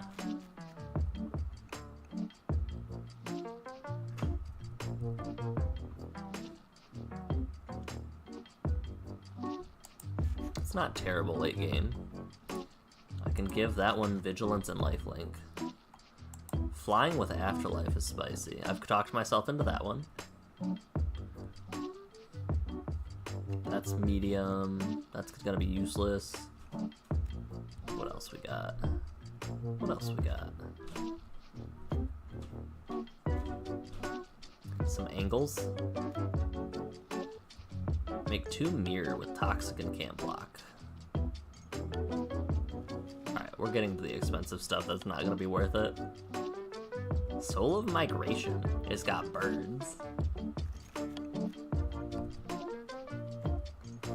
4 mana and make 2 1/1s. Gross. If it was kicked, as long as it has a +1/+1 counter on it, it can attack as though it didn't. Okay. Man, these are all so rough. We'll take that and Locthwain Goblin, I guess. Alright. Draw card. That's what we're looking for now.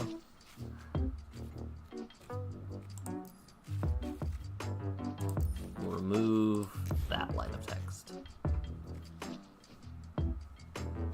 No. No. Potion of Healing. Tap a creature.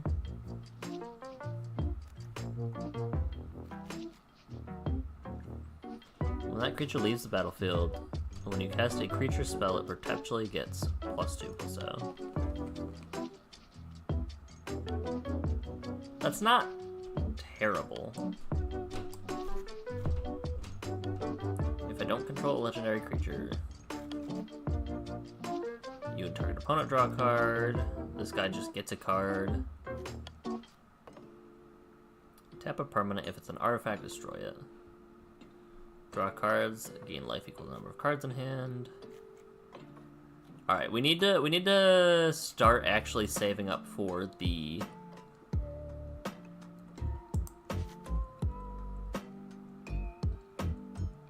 Give creature trample. We need to start saving up for the actual meat and potatoes of the deck, which I think will be. Not edicts. That's not bad. Anthems. Lord effects.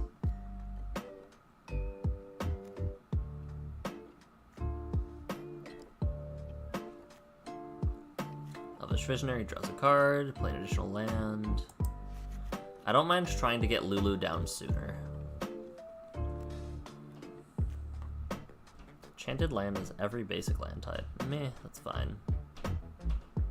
Combat Tricks giving Death Touch is not awful.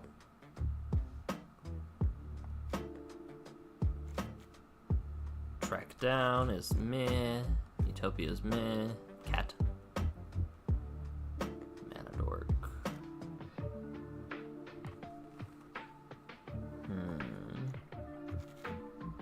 Owlbear.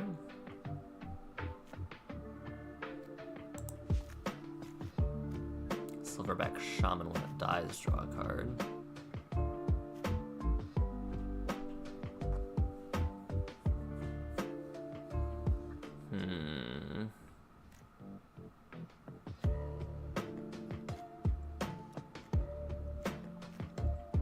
What ramp options do we have? Mind Stone. Sky Scanner's already in here because it flies. What else we got? Exile a non-land permanent. Don't mind that.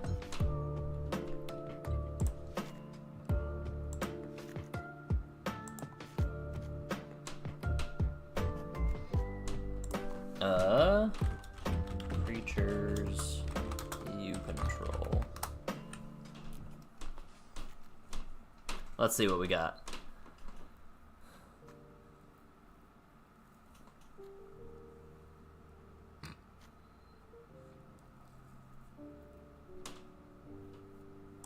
Not awful removal. 5 mana.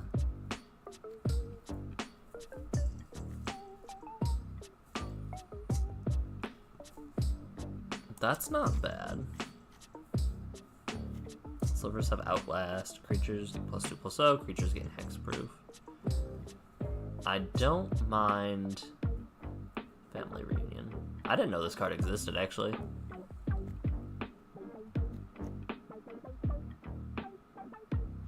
Hobbit Sing. And Oketra's Name. What else we got? That's not bad removal, actually. So we'll take that as a removal and finisher. Borrowed Grace as a removal. How can you focus with video playing, music playing, 2 work tasks going, and talking to me at the same time?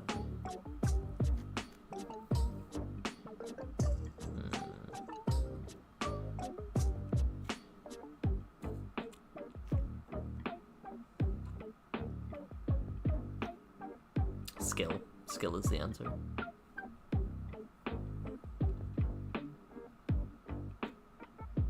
Whenever 1 or more creatures die, put a counter on Townfolk. Attacking creatures. That's not terrible. We'll consider it.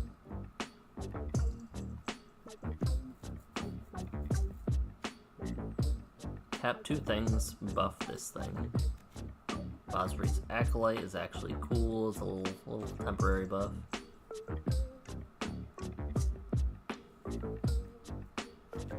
Let's take Eagle of the North for plane cycling.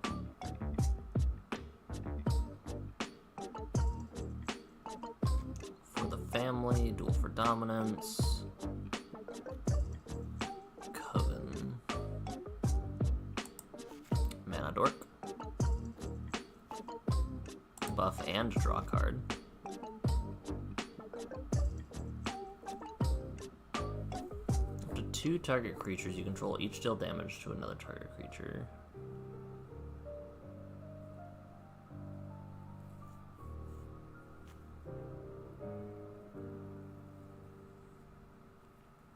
Thwart the enemy.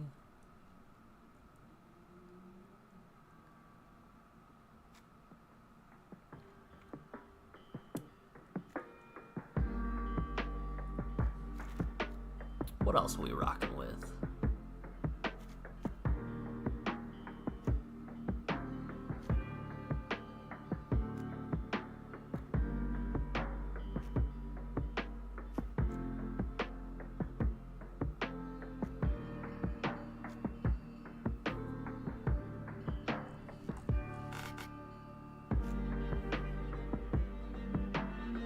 It's actually harder to focus if you don't have a bunch to focus on. Petition, Fast and Furious Secret Lair for the family. You've reminded me of the spell Need for Speed, which is a very fun card. I enjoy Need for Speed a lot. Add. Lulf. Mystic.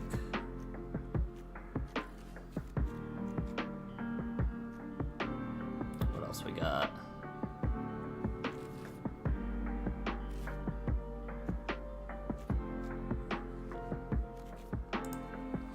Search for land. Get some ramp in there.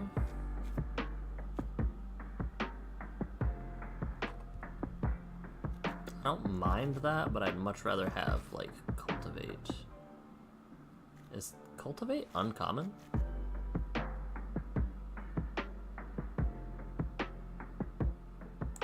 Bobble is not bad.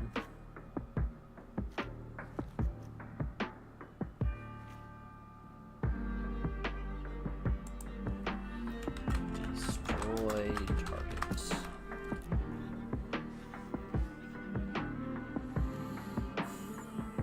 Destroy evil doesn't seem bad. We can consider it.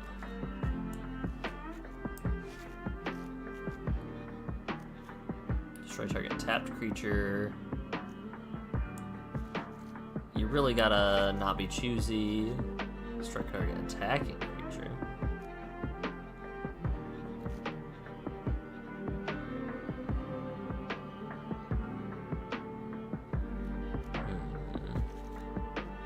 What else we got?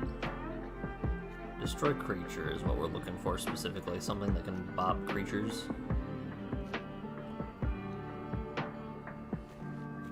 Artifact, enchantment, or creature with power 4 or greater is much better to me than swift response. Defend the campus. Creatures get buffed. Smite the monstrous. Artifact, battle, or creature with flying. Fallen angels should stay fallen. Ends the toolbox story. What else we got? Destroy an artifact, but the upside of cycling I enjoy. Artifact or enchantment with the same upside we'll consider.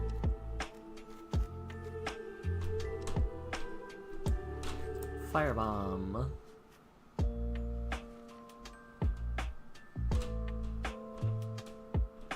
Urn of Godfire is not the worst thing that we could get. Oh, this is so bad. Destroy all. Yeah, kind of expected we'd have a lot lacking in the destroy all department. How do we feel about Candle Trap? Not terrible. But I don't think it will actually do much, because we've got a lot of 1-power creatures. What did green do again? 1 or more other creatures with flying. Those creatures get the buff. Okay.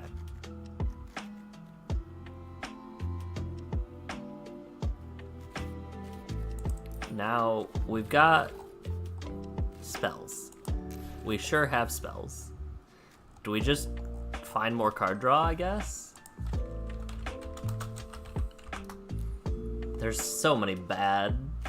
Let's just add a bunch of card draw, flicker effects, etc., etc. Spirited Companion, welcome to the team. Plunge into Winter, tap a creature, scry 1, draw 1 is not terrible. Lock Laurent to create her palace. Some merfolk dove deep enough underwater to escape the trill. Others weren't so lucky. Can't attack or block. 7.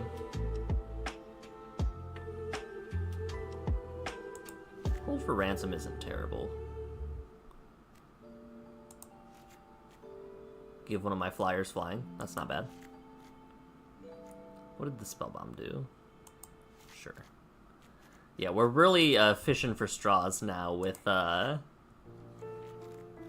just ways to get up to the 100 and maybe start winning. Maybe start winning with some cards. Draw a card.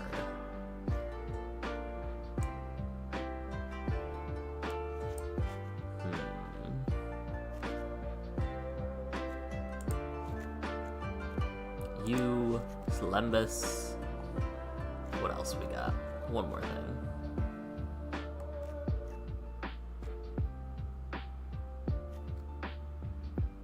What else we got? Lulu.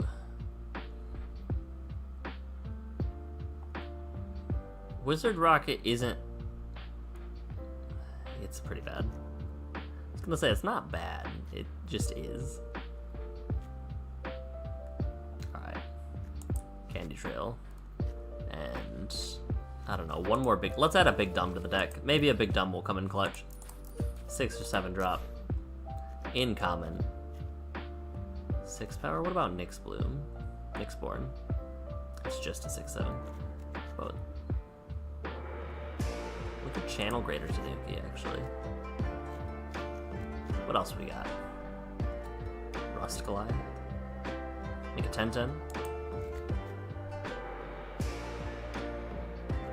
And let's cut some random 1-drop we added.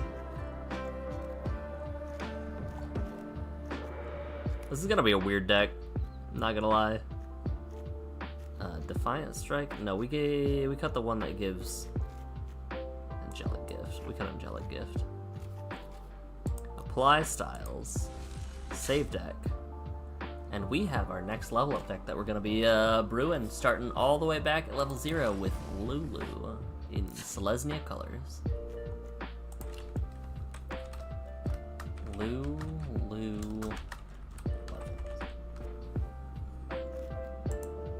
This might even be more of a hot pile of garbage than what O'Hare Ashnell started out as. But I'm excited to try it out and actually see what it looks like. But we have finished and gone a little bit over what we usually do, but the deck is ready. All that's left to do is play it. There's a chance I'm not going to be on next week. I would say it's more likely that I'm not on than that I am on, so I'm going to be trying to edit and make sure that the O'Hare Ashnell stuff is going to be good to go out. And if I am on, we will just be playing some of either Paper Mario or a different game. Maybe got that Monster Hunter buzz going on, but that's going to be it for me. Take care of yourselves. Everybody who tuned in, I appreciate you guys so much for dropping by. If you want to build a level up deck of your own, feel free to check out the YouTube. It has it does have my first O'Hare video on there with the description of how to build a level up deck and the rules for it if you're curious about deck brewing. For now though, that's it. Have a wonderful rest of your week, guys, and remember to tell the people you care about that you love them. Bye.